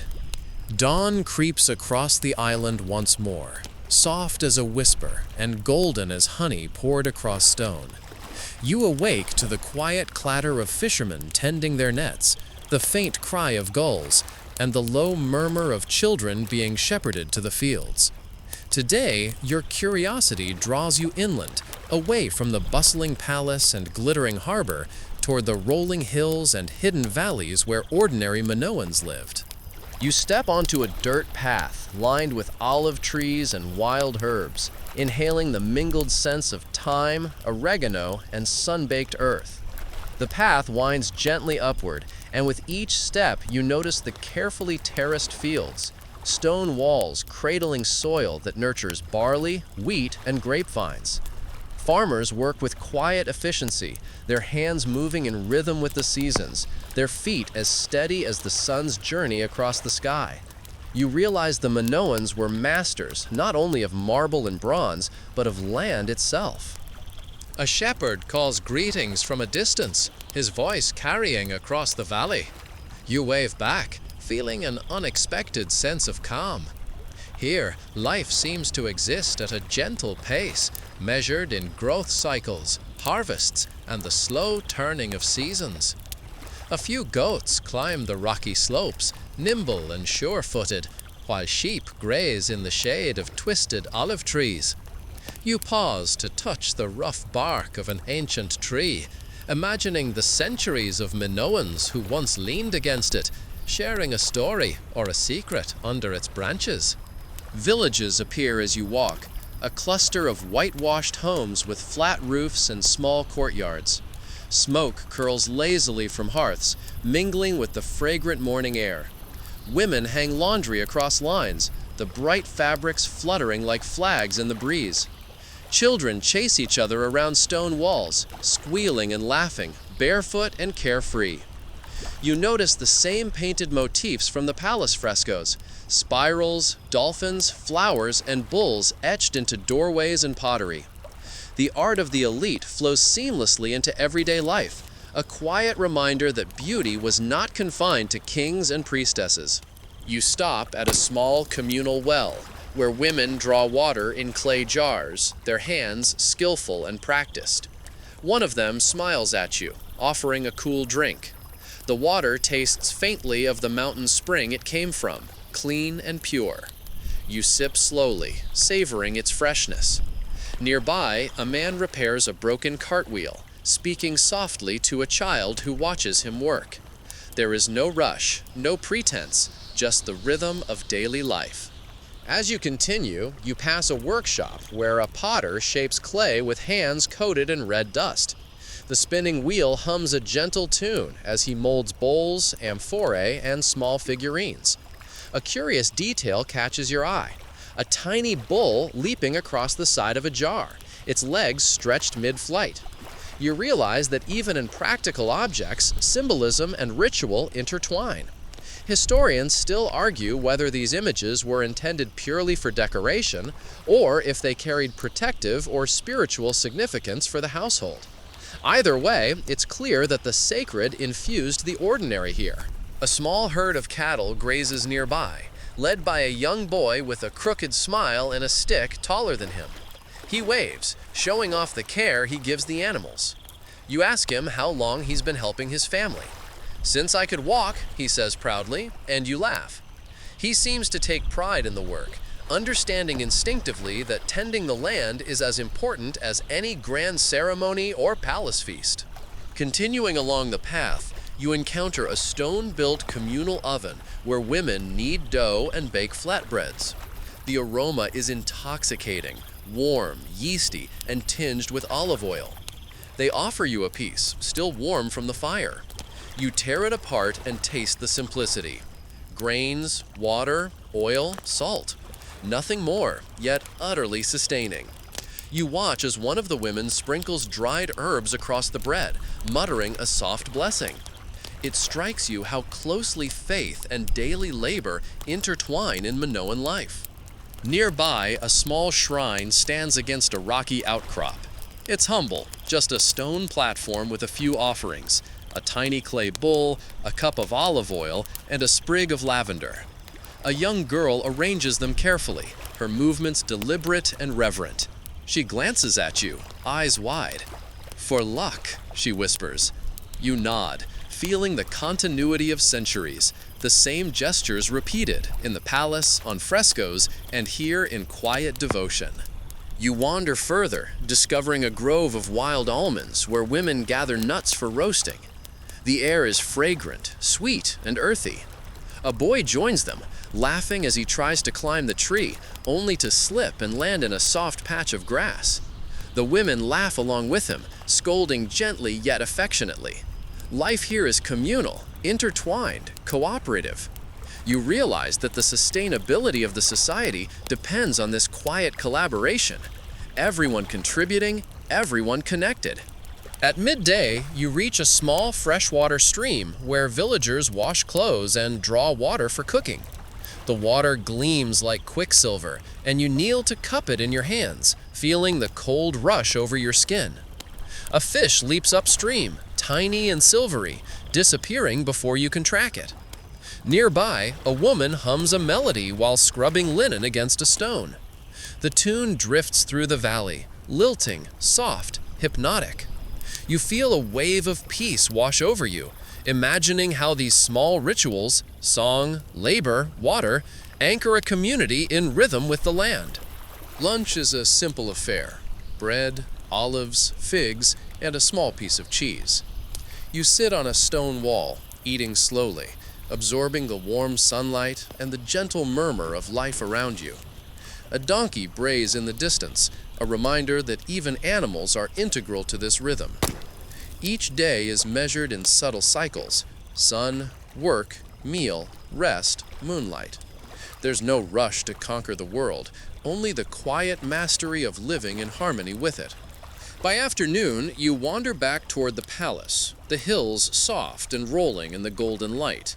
You notice the shadows lengthen, the scent of time intensifies, and a gentle breeze carries the distant laughter of children returning from fields. You pause to watch an old man teaching a group of boys how to carve a small figurine from wood.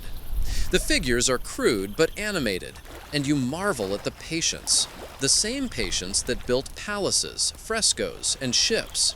Historians still argue whether these daily practices, agriculture, crafts, religious devotion, were truly egalitarian or subtly controlled by the palace. But standing here, watching hands shape clay, nets, and dough, you sense a society that values skill, respect, and connection above hierarchy. The echo of palace grandeur doesn't overshadow the hum of ordinary life. It complements it. As evening draws near, the sky deepens to shades of rose and lavender. The village quiets, except for the occasional clatter of a cart or a child's laugh. Smoke curls from chimneys, carrying the aroma of roasted barley and herbs. You sit on a low stone wall, feeling the warmth of the sun retreating behind the hills, thinking about the people who lived here, so ordinary, yet so alive, so deliberate, so present. When you finally rise to return to Knossos, you carry the memory of this day with you. The soft touch of olive leaves, the laughter of children, the gentle hum of women at work, the cool touch of running water. These are the threads that wove the fabric of Minoan society. Their civilization was not only palaces and frescoes, but also these quiet, enduring rhythms of daily life that sustained them across centuries.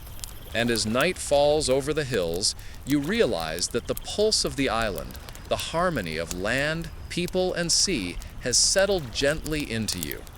It's a slow, steady heartbeat, one that carries the echoes of a civilization that lived lightly, joyfully, and reverently long before history tried to dissect it. The morning air is soft and salty, carrying the faint tang of seaweed and the warmth of the rising sun. You awaken to the distant cries of gulls and the gentle lapping of waves against the harbor. Today, your steps take you back into the world of Minoan trade, exploration, and the rhythms of commerce that made this civilization a hub of the ancient Aegean. You walk along the dock, where small boats bob in the gentle swell, and larger trading vessels are being loaded with amphora and woven goods. Merchants shout in overlapping languages, some familiar, some strange to your ear. You notice the intricate knots of rope and the precise arrangement of barrels and baskets.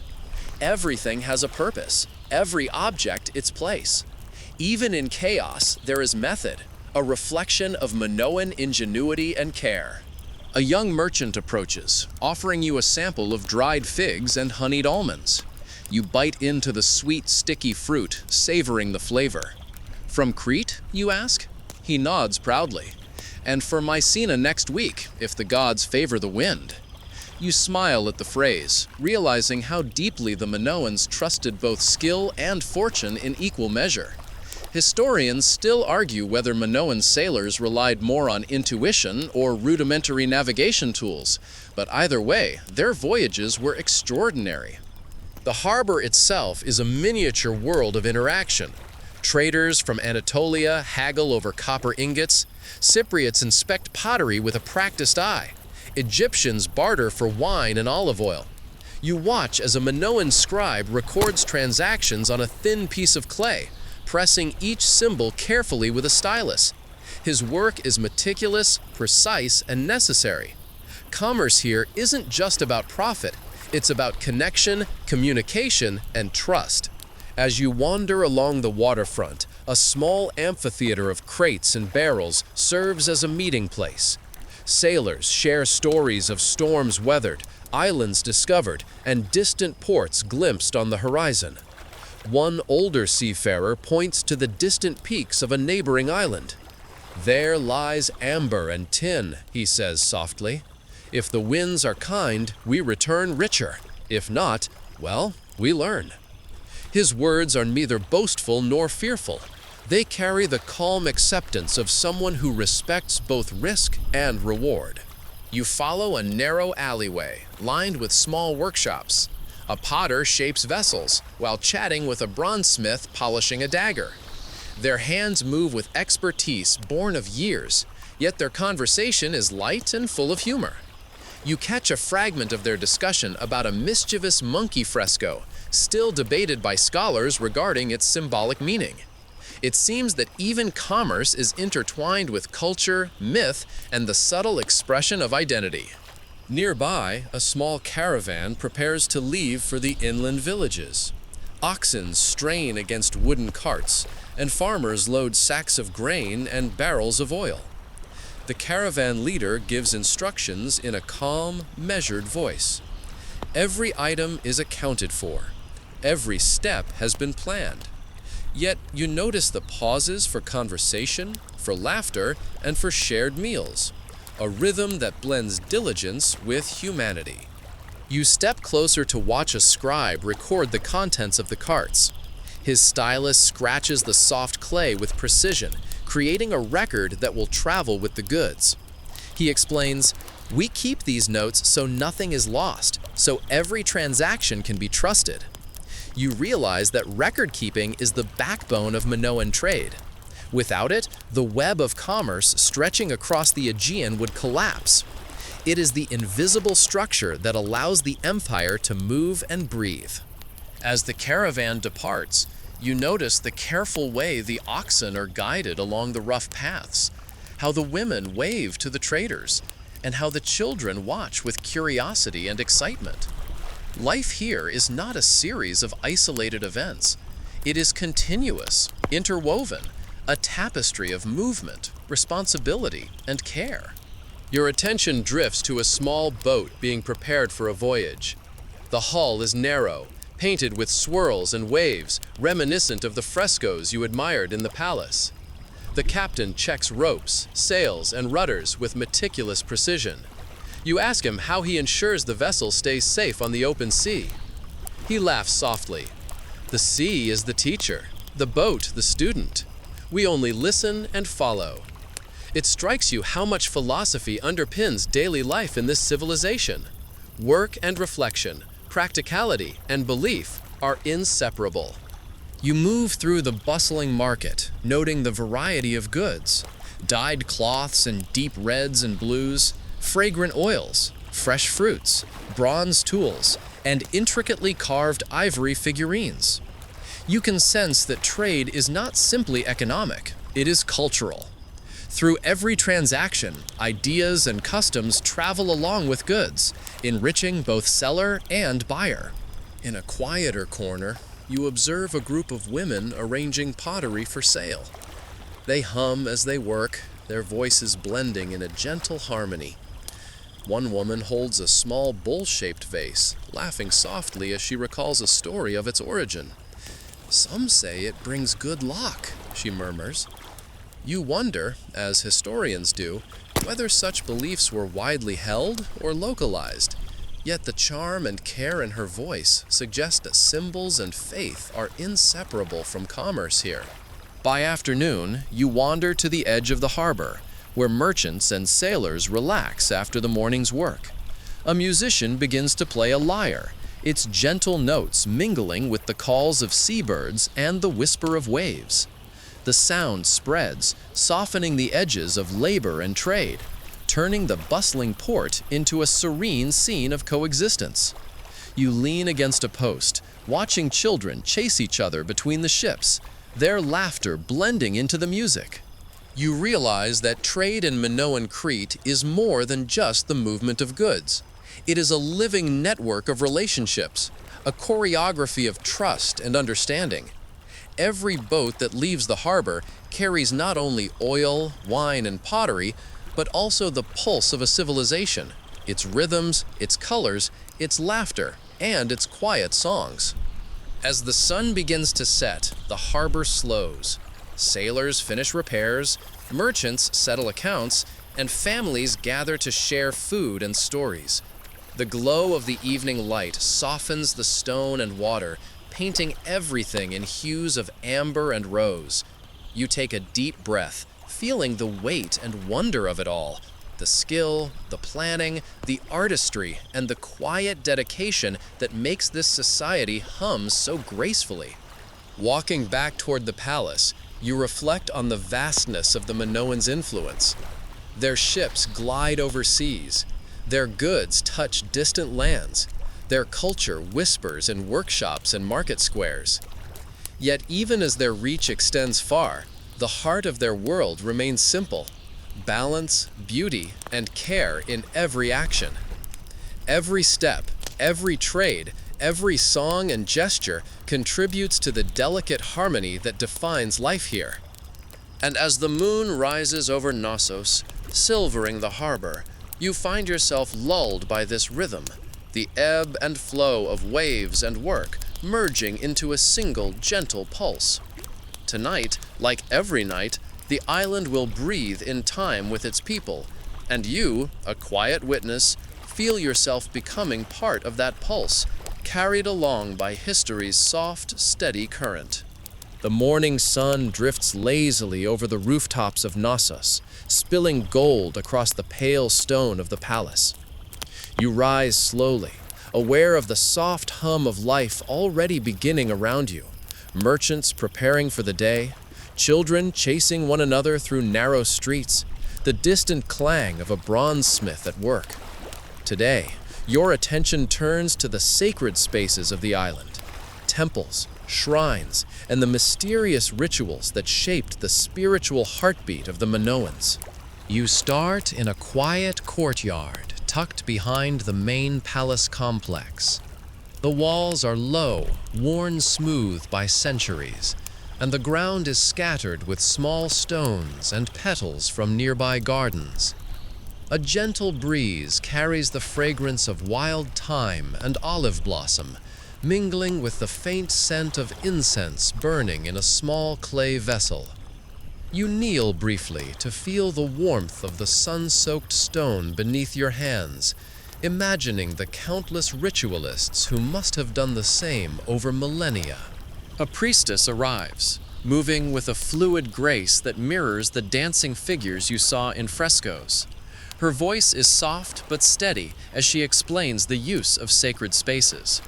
Open-air courtyards for offerings, small chambers for private reflection, and larger halls for communal ceremonies. She gestures to a painted wall, where a bull leaps across the plaster in mid-motion. This isn't merely decoration, she says. It's the spirit of life, captured and honored. You notice that even in the sacred, motion is paramount. Nothing here is rigid or static. You walk slowly along a corridor lined with altars and small statues. Tiny clay figurines of women with raised arms, snake goddesses, stand sentinel on ledges. Their delicate forms, coiled with serpents, suggest not fear, but protection, fertility, and renewal. The symbolism is complex. Snakes shed their skin, much like the Minoans believed life constantly renews itself. Historians still argue whether these figures were objects of worship, talismans for households, or both. but you sense that they were intended to comfort and inspire, not intimidate. A small group of women gathers nearby, performing a simple ritual of offering grains and honey to a low altar. They move slowly, deliberately, as if each motion carries weight and meaning. One of them notices your presence and smiles, offering a cup of fragrant oil. "Pour a drop for the sea," she says. "It carries our prayers far and wide." You dip your fingers into the oil and touch the altar lightly, imagining the scent carried on the breeze to distant shores, mingling with the salt air and sunlight. You wander further, drawn to an inner chamber with a vaulted ceiling, where the walls are painted in spirals, lilies, and dolphins. The colors are softer here, muted by age, but still vibrant in spirit. The priestess explains that these designs were meant to create a meditative space, a rhythm for contemplation. As you walk slowly through the room, your steps echo in soft percussion against the stone, the space guiding your pace, your breathing, your attention. Outside, you notice a small garden, enclosed by low walls and filled with aromatic herbs and flowers. It serves as a space for reflection, prayer, and small rituals. A young girl kneels among the plants, carefully placing petals on a tiny stone altar. She looks up at you, her eyes bright with innocence and understanding. "For the harvest," she whispers, "and for safe journeys." You nod, sensing that this simple act embodies much of Minoan spirituality: attentiveness, reverence, and an intimate connection to daily life. A nearby priest demonstrates the ceremonial use of music in rituals. Softly, she plucks a lyre, the notes resonating in the air like water rippling over stones. You close your eyes and imagine the sound mingling with the scent of incense, the warm touch of sunlight, and the rhythm of human movement. Music here isn't mere entertainment, it's a vessel, a bridge between the earthly and the sacred. The melody is gentle, hypnotic, a language of devotion without words. As you move toward an open-air terrace overlooking the hills, the priestess points out the alignment of the palace and the temple with the rising sun during certain festivals. The Minoans understood celestial patterns and wove them into their sacred architecture. It is a subtle reminder that their reverence extended beyond walls and statues. It encompassed the skies, the sea, and the shifting light of the seasons. You feel yourself standing at the crossroads of heaven and earth, aware of time stretching in concentric circles around you.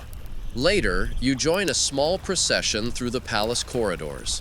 Women, men, and children carry offerings, fresh herbs, small clay figurines, and brightly painted vessels toward a central altar. The movement is slow, measured, a shared rhythm that binds the community. You notice the way the light catches the swirling frescoes along the walls, shadows dancing with the living figures. Even in motion, the sacred and the mundane blend seamlessly. You pause to watch a priestess perform a ritual involving a small clay bull, delicately painted and decorated. She moves with reverence, tracing circles in the air, murmuring invocations you cannot fully understand. Yet the feeling is clear. The act is both grounding and elevating, connecting her, the participants, and the world around them.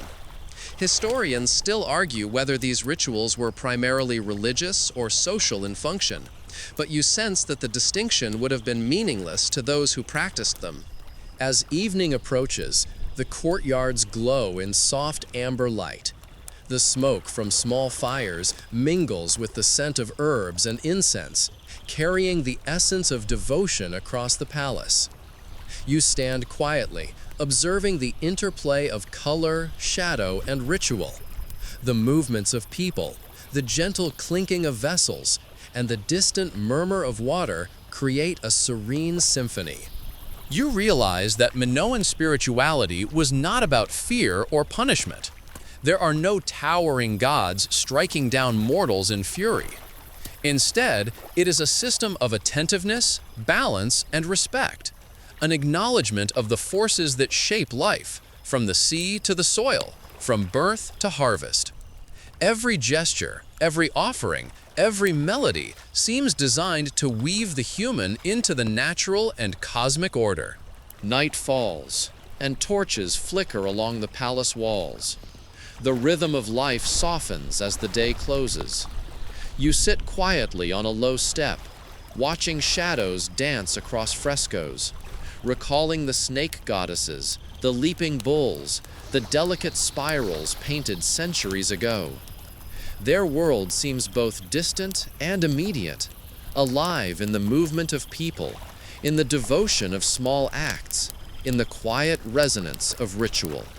You close your eyes briefly, imagining the continuity of life, offerings made, songs sung, prayers whispered, and hands pressed to cool scone. This is the pulse of Minoan civilization, the sacred embedded in the daily, the spiritual inseparable from the ordinary. And you, a visitor in time, feel yourself quietly enveloped by it, carried gently on the rhythm of a culture that honored both life and its fleeting beauty. The next morning arrives soft and golden, the sun spilling warmth over the palace walls and the terraced hills beyond. You awaken to the gentle rhythm of daily life, the clatter of pottery being carried, the murmur of children heading to work or play, and the distant laughter of women gathering herbs and grains. Today, your curiosity turns inward once more, toward the artistic soul of the Minoans, the frescoes, pottery, and craftwork that transform ordinary objects into vessels of beauty and meaning. You wander through the palace corridors, the smooth stone cool beneath your feet. The walls are alive with color, depicting scenes that flow like the currents of the nearby sea. Dolphins leap across deep blue backgrounds, lilies sway in gentle breezes, and bulls twist and leap in midair. The artistry feels effortless, yet you know it required intense skill, patience, and vision. Each brushstroke, each curve carries not only aesthetic value, but also cultural significance. You notice that many scenes depict movement, people running, dancing, diving, capturing the vitality of life itself.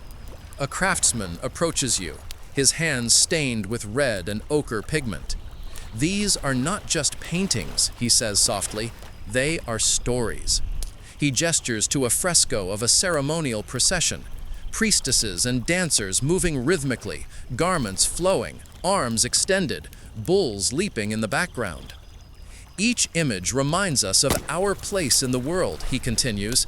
"The earth, the sea, the people, the gods, all connected." Historians still argue whether certain frescoes depict actual events or symbolic ideals, but standing here, you feel both truth and imagination woven together seamlessly. You pause before a fresco showing a group of young women performing acrobatics over a bull. Their bodies are poised, balanced, and fearless. You can almost sense the soft sway of the ground beneath their feet and the tension of the bull's muscles. A craftsman nearby whispers, "It's more than ritual, it's celebration, and perhaps a bit of bravado." You smile, imagining how these scenes must have inspired those who lived here, reminding them of courage, grace, and community.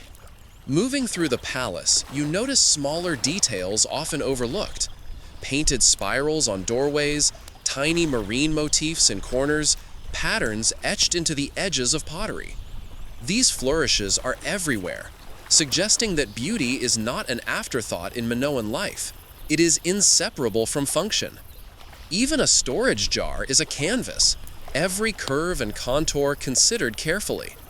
A potter nearby shapes an amphora with delicate hands, tracing a spiral design into its clay. "Every jar tells a story," he murmurs, "even the ones carrying oil or grain." In a sunlit courtyard, you observe a group of women weaving intricate textiles. Threads of indigo, crimson, and gold pass through their fingers with rhythmic precision. Patterns echo the motifs you saw in frescoes, spirals, waves, and stylized lilies. You notice that the craft of weaving mirrors the rhythm of the world around them. Cycles of sun and rain, the flow of the sea, the movement of life. "We weave the world as we see it," one woman says, her voice gentle and calm. "Each thread is a prayer, a memory, a dream." You wander toward a collection of small figurines, some clay, some ivory. Snake goddesses, dancers, bulls, and musicians stand in miniature form, each one capturing essence rather than exact likeness. The attention to detail is remarkable. The tilt of a head, the twist of a wrist, the curve of a skirt. You realize that these objects, though small, are intimate, personal connections to the values and beliefs of the Minoans. Perhaps they were used in homes, perhaps in temples, perhaps both. Scholars still debate their precise purpose, but their power is unmistakable. Outside, the air carries the scent of fresh clay, olive oil, and wildflowers. Children play nearby, fashioning tiny figurines from mud, mimicking the techniques of the artisans you observed. A boy offers you his creation, a small bull with uneven legs and a crooked smile. You accept it graciously, feeling the continuity of craft, play, and learning. Creativity here is not separate from life, it is a living part of it. In a nearby workshop, a bronze smith hammers away at a small ceremonial dagger, the rhythmic clink of metal on stone echoing through the hall. He pauses to admire a polished blade, tracing patterns along its edge. "Even weapons can be art," he says. "They carry intention, honor, and beauty." You note that Minoans, unlike many contemporaries, seem to treat craft as sacred, whether it was for daily use, ritual, or decoration. As the sun climbs higher, you wander through an open-air terrace where fresco fragments are displayed for teaching and contemplation. A teacher shows a group of young apprentices how to mix pigments, create spirals, and capture motion. One child hesitates, and the teacher gently guides her hand. "Art is patience," she says, "and patience is life itself." You watch the child's fingers glide over the stone, leaving marks that are small but deliberate, and you feel a profound calm settle over you. By afternoon, you pause at a small fountain, listening to the trickle of water as it flows over carved stone. The liquid mirrors the patterns in the frescoes, the waves in the sea, the spirals in pottery, and the rhythm of the day. Everywhere you look, everywhere you touch, you sense intention, harmony, and connection. Even the smallest objects, pots, figurines, textiles, are imbued with movement, story, and beauty. Historians still argue whether Minoan art was purely aesthetic or carried hidden religious and political messages. Standing here, watching artisans work, children play, and frescoes capture motion, you sense that it is both. Each stroke, each twist of clay, each woven thread is a reminder that life, work, and beauty are inseparable. As evening falls, the palace softens into shadows, the frescoes glowing in the warm light of the setting sun. You sit quietly in a courtyard, gazing at a painted dolphin twisting through the water, imagining the gentle hum of the sea blending with the laughter of children and the rhythmic hammering of artisans. The world feels alive, delicate, and utterly connected, an intricate web of movement, craft, faith, and life. And as night spreads its velvet across Knossos, you feel the pulse of this civilization in your own chest, the gentle cadence of brush on plaster, the whisper of clay, the soft song of spinning threads. The Minoans, through art, have reached across millennia, inviting you to pause, to watch, and to be present in the rhythm of a world where beauty was inseparable from life itself. The day begins with a soft glow, the sun spilling over the rolling hills of Crete, brushing the palace rooftops and terraced fields with gold. You rise slowly, still carrying the impressions of the previous day, the swirl of colors, the gentle rhythm of daily life, the faint hum of artistry in motion. Today, your steps take you beyond the palace, beyond the markets and workshops, and into the rugged landscapes where the Minoans mined, quarried, and transformed raw materials into the lifeblood of their civilization. You follow a narrow trail leading inland, where the stone slopes are dappled with sunlight, and the scent of wild herbs is strong in the air. A distant quarry comes into view, its walls carved in clean lines, a subtle testimony to centuries of labor. Men and women move carefully along its ledges, chisels in hand, shaping blocks of limestone with skillful precision. The sound of hammer on stone echoes softly, mingling with the cries of birds and the rustle of olive branches. You pause, feeling the weight of time embedded in each carved surface. A foreman greets you, his hands rough and calloused, yet careful. These stones will shape homes, palaces, and altars, he says. Every cut counts. You watch as a team lifts a block onto a sled, guiding it down the sloped path with ropes and wooden rollers. It's not brute strength alone that moves these stones. It's coordination, understanding of leverage, and patience honed over years. You marvel at the quiet intelligence behind their labor. Nearby, a small group works with copper ore, panning and smelting it with an almost meditative focus. They scrape, grind, and melt, turning raw rock into gleaming metal. You notice a young apprentice, his face smudged with soot, carefully pouring molten copper into a small mold shaped like a dagger. The edges glow bright as fire cools them slowly. Historians still argue whether Minoans imported most of their metals or mined enough locally, but seeing this process makes you appreciate their mastery of materials and their patience in perfecting each tool. You move closer to watch a sculptor shaping a statue from limestone. The figure is small, delicate, and yet full of life. A dancer poised mid-leap, a bull's head tilted, muscles tensed. The sculptor's hands are steady, working slowly, deliberately. You note how much of the Minoan aesthetic seems to capture movement. The flowing lines of bodies, the swirling patterns of hair, the twist of garments. As though nothing in their world could stand still. Even stone is meant to breathe and dance. Beyond the quarry, you glimpse the terraced fields where farmers gather clay from the riverbanks. Women and children collect smooth, pliable lumps, carrying them back to village workshops where they will be transformed into pots, figurines, and small ritual objects. One girl offers you a lump of wet clay with a shy smile. You roll it between your fingers, feeling its cool stickiness, and shape a tiny dolphin before passing it back. She laughs, delighted, and you realize that even play is a form of craft, a lesson in skill, patience, and imagination. Along the path, you notice a series of small shrines carved directly into the rock. Their walls are etched with spirals, bulls, and marine motifs. These seem less formal than the palace altars, yet their care is evident. A priestess tends to offerings, small cups of oil, a sprig of laurel, a carefully placed shell. She explains that these rock shrines are for travelers, miners, and workers, spaces to seek protection, guidance, or gratitude before labor. You touch a cool stone, imagining the centuries of hands that pressed to it, each leaving an unseen mark. The air carries the faint scent of resin and smoke from nearby kilns, where artisans fire pottery and bronze tools. You pause to watch a potter remove a vessel, the surface glowing red as it cools. She taps it gently with her knuckles, testing its sound. "Every pot has its own voice," she murmurs. "We listen as it tells us when it is ready." You smile, noticing the care in her words. Even in production, there is dialogue, respect, and rhythm.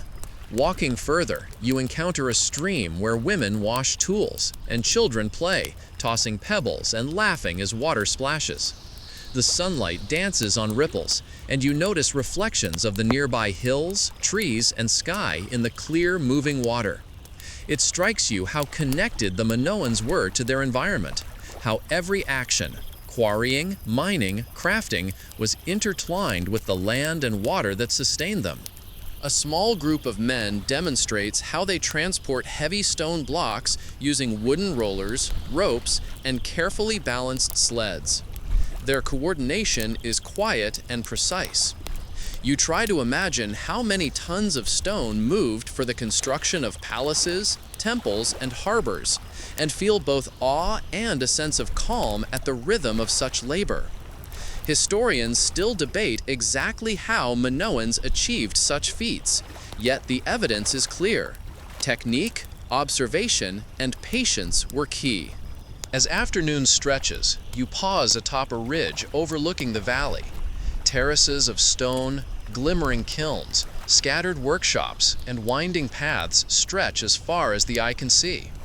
You notice the seamless integration of human effort with the natural landscape. Terraces follow contours, quarries respect natural breaks, workshops cluster near resources. Life here is not about dominating nature, but about understanding and harmonizing with it. A boy runs past carrying a small clay bowl from the workshop to the terrace. His steps are light and eager, echoing the movement depicted in the frescoes you have seen.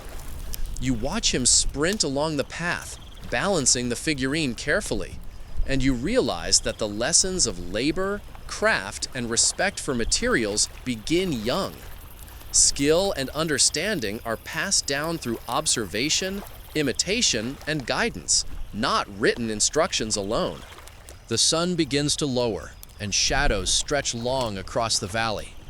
Workers start to rest, gathering near fires to share bread, olives, and wine. You sit with them, tasting a simple meal, noting how conversation and laughter follow effort.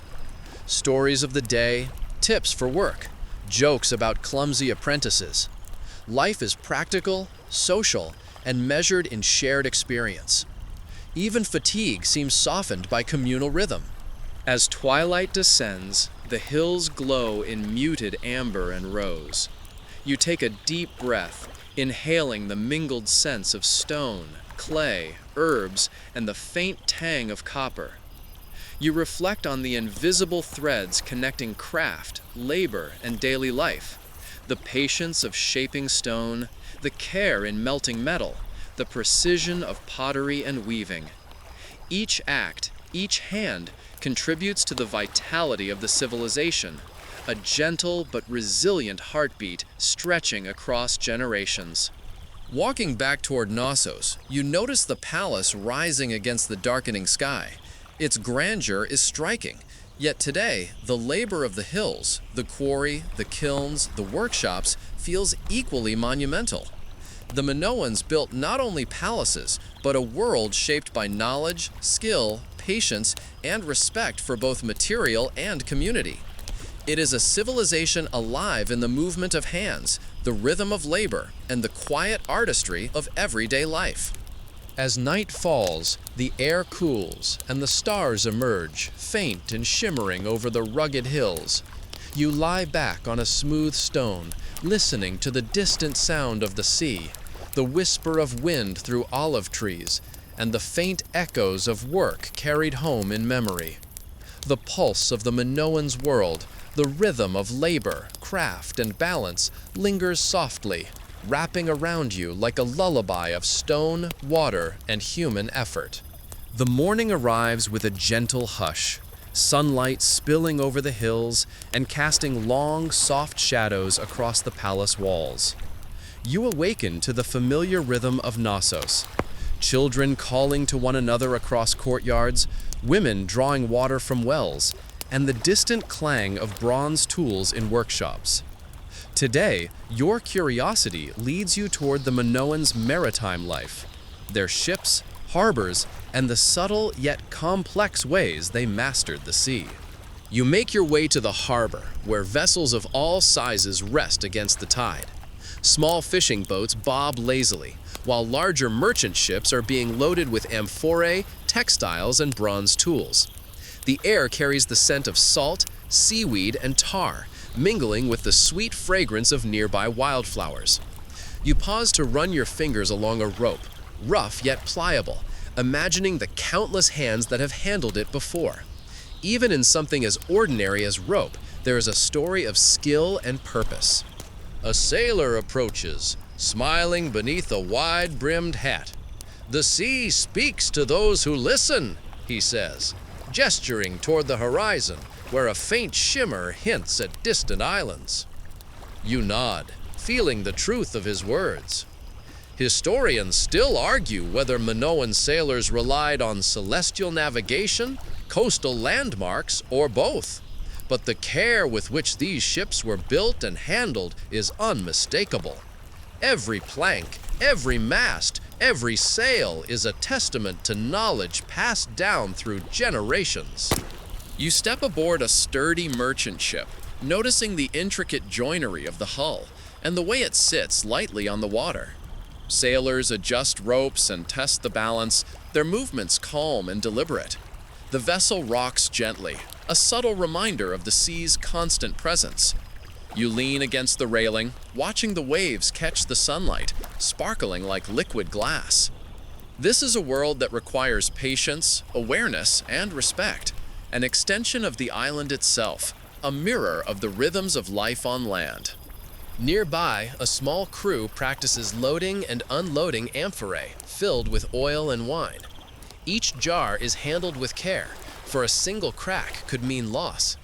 You watch as they coordinate, their movements synchronized, almost dance-like.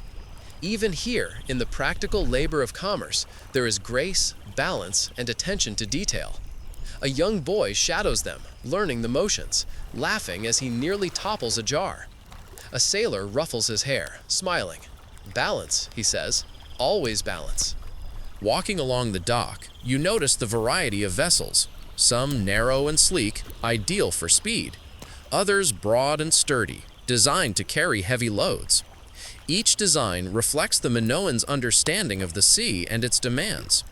A woman tends to a small fishing boat, checking nets and baskets of freshly caught fish. She hums a quiet melody as she works, a song that seems to ripple across the water, blending with the calls of gulls and the lapping of waves. Music, you realize, is as integral to life on the sea as skill and observation. You wander toward the shipwright's yard, where craftsmen carve hulls from carefully chosen timber. They measure, saw, and join with patience and precision, their hands moving rhythmically, almost meditatively. One craftsman pauses to show you a plank carved to exact curvature, explaining that the shape ensures the vessel cuts through waves efficiently. Historians still argue about the exact construction methods, but watching it unfold before your eyes, you appreciate the combination of intuition, experimentation, and inherited wisdom that brought Minoan ships to life. On a small terrace overlooking the harbor, women sort cargo, mark accounts on clay tablets, and coordinate the flow of goods. You notice the seamless integration of work and observation. The same balance you saw in fields, workshops, and palaces now mirrored at sea.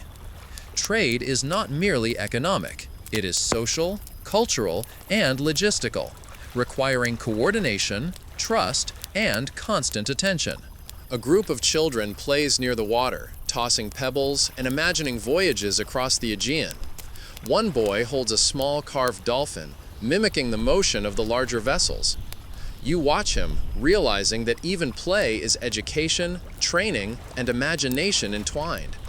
Skills, values, and stories are passed down naturally through observation and participation rather than formal instruction. Later, you climb a rocky outcrop overlooking the harbor. From here, you can see the full extent of Minoan maritime enterprise. Fleets resting in the calm water, merchants negotiating, sailors preparing for distant ports, and the island itself rising like a green crown against the horizon. You notice the alignment of certain structures, the palace, docks, and warehouses, designed to facilitate movement, communication, and efficiency. It's clear that maritime life is not peripheral. It is central to the civilization's identity and survival. As the sun begins to descend, casting the harbor in soft amber light, you pause at a small shrine by the water. A modest offering of oil, shells, and herbs rests on a stone platform. A young girl arranges the items carefully, whispering a prayer to the sea. You notice the reverence, the care, and the simplicity of devotion. Here, at the edge of land and water, the sacred merges seamlessly with the practical. Sailors and traders alike honor forces they cannot control, but can respect. By evening, the harbor slows. Boats rest, nets are folded, and cargo is stored. Families gather along the water's edge, sharing meals, stories, and laughter. The gentle rhythm of life softens as night falls. The waves carrying the scent of salt and herbs, the distant calls of gulls now quiet. You lean against a post, watching the reflection of the setting sun dance across the water. You realize that the Minoans' mastery of the sea mirrors their life on land. Balance, observation, patience, and connection. Trade, travel, and exploration are not separate from culture, spirituality, or daily labor. They are woven into the same rhythm that shapes everything else. The pulse of Knossos, the hills, the quarries, and the fields continues seamlessly into the harbor and beyond, flowing outward across the Aegean like a gentle, persistent heartbeat. And as stars begin to shimmer overhead, you sit quietly on the dock, imagining the ships slicing through moonlit waters, carrying goods, ideas, and the subtle music of a civilization perfectly attuned to its world. The sea hums a lullaby, echoing the rhythm of life on land, wrapping you in the soft continuity of Minoan existence, steady, enduring, and calm. The final morning of your journey in Crete arrives in a soft, muted light. The sun stretches lazily over the horizon, spilling warmth across the palace walls, the harbor, and the terraced fields beyond. You rise slowly, savoring the quiet hum of life around you. The rhythmic clatter of morning chores, the laughter of children weaving through narrow streets, and the gentle flapping of laundry in the breeze. Today, you linger in reflection, tracing the gentle rise and fall of the Minoan Civilization as you observe the world they built, lived in, and eventually left behind. You wander through the palace once more, noticing the familiar frescoes that swirl with dolphins, lilies, and bulls. Their colors, softened by time, still vibrate with energy, capturing movement and life in delicate brushstrokes. You pause before the famous bull leaping scene, imagining the courage, skill, and rhythm required to perform such acts. Historians still argue whether bull leaping was purely ceremonial, a rite of passage, or even a form of sport. But in this quiet moment, you sense that it embodies the Minoans' delicate balance of risk, grace, and celebration. Stepping into a sunlit courtyard, you watch women gather herbs, grind grains, and knead dough. Their motions are fluid, rhythmic, almost meditative. Nearby, children play with small clay figurines, mimicking the gestures of dancers, athletes, and acrobats depicted in frescoes. Even in simple daily activities, the values of skill, beauty, and attentiveness echo through every movement. You realize that this integration of labor, artistry, and ritual is the heartbeat of Minoan life. Your steps carry you to the harbor, where the gentle sway of ships in the water mirrors the rhythm of existence on land. Merchants load amphorae with olive oil and wine. Sailors adjust ropes and sails, and the faint aroma of the sea mingles with the sweet scent of wildflowers. The maritime enterprise was central to the civilization's identity, connecting distant lands and ideas, blending practicality with culture and spirituality. Even the smallest act, tending a net or adjusting a rope, carries an echo of the broader harmony. As you wander further, the rolling hills reveal quarries, kilns, and workshops where artisans shaped stone, clay, and metal. You watch as sculptors carve figures from limestone, potters mold amphorae, and bronzesmiths polish delicate daggers. Each act of creation seems both practical and sacred, a meditation on skill, patience, and beauty. You notice the care in every gesture, the quiet attention that transforms raw materials into enduring expressions of life and culture. Historians still debate the extent to which these crafts were centralized in palace workshops or distributed through villages, yet the evidence of skill and continuity is undeniable. Walking through the inland villages, you observe terraced fields, olive groves, and herds of sheep and goats grazing on sun-warmed hillsides. Women tend to kitchens and small shrines, children chase one another barefoot, and men guide animals and tend crops. The pace is measured, deliberate, yet lively, a rhythm shaped by seasons, labor, and community. Even mundane tasks carry an elegance and significance, an awareness of continuity and balance that resonates with the principles you have seen in art, ritual, and maritime life. As afternoon light softens, you pause beside a freshwater stream, listening to its gentle gurgle. Children toss pebbles and laugh, women wash cloths, and the wind whispers through olive branches. Here, at the edge of water and land, life flows with calm regularity.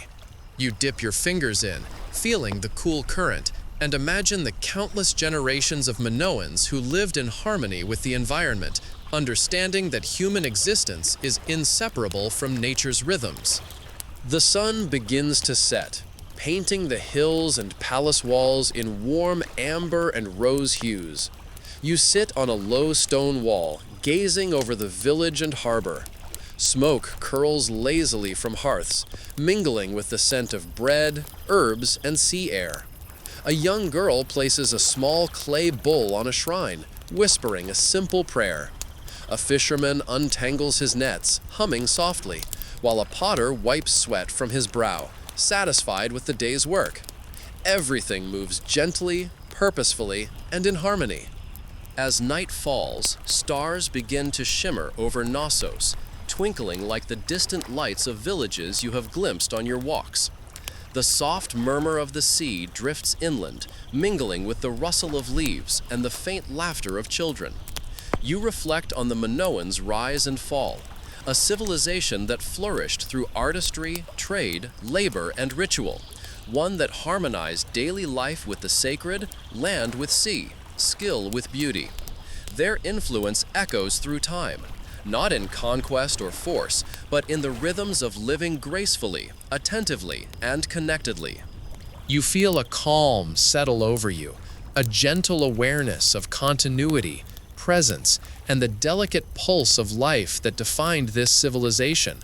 The Minoans' world is at once distant and immediate, alive in the sway of trees, the glint of water, the movement of people, and the patterns left in stone, clay, and paint. You realize that their story is not only one of palaces and frescoes, but also of quiet, everyday acts, crafting, tending, observing, honoring, that together created a world both enduring and beautiful. Now, the final wind down slows your heartbeat. You lie back on a stone, feeling the soft evening breeze, and listening to the gentle chorus of night, waves lapping, leaves whispering, and the faint hum of distant laughter. Your eyes trace the horizon, where sky meets sea, where past meets present, and where the pulse of a lost civilization still resonates softly. Every detail, every gesture, every whisper of life carries the memory of centuries, the slow, careful work of hands, the attentive rhythm of community, the delicate dance of art, faith, and daily labor. Let yourself drift gently as the sun dips below the hills and the island exhales its final warmth. Inhale the calm, the harmony, and the enduring grace of a people who lived lightly, fully, and in sync with their world. Allow the pulse of the Minoan's life, the soft cadence of work, devotion, and creativity to merge with your own, carrying you into rest. Sleep slowly, surrounded by stone, sea, and memory. Know that even as history fades, the gentle rhythms of life remain, echoing softly through time, guiding you into dreams as steady and comforting as the heartbeat of the island itself. End of script. Sweet dreams.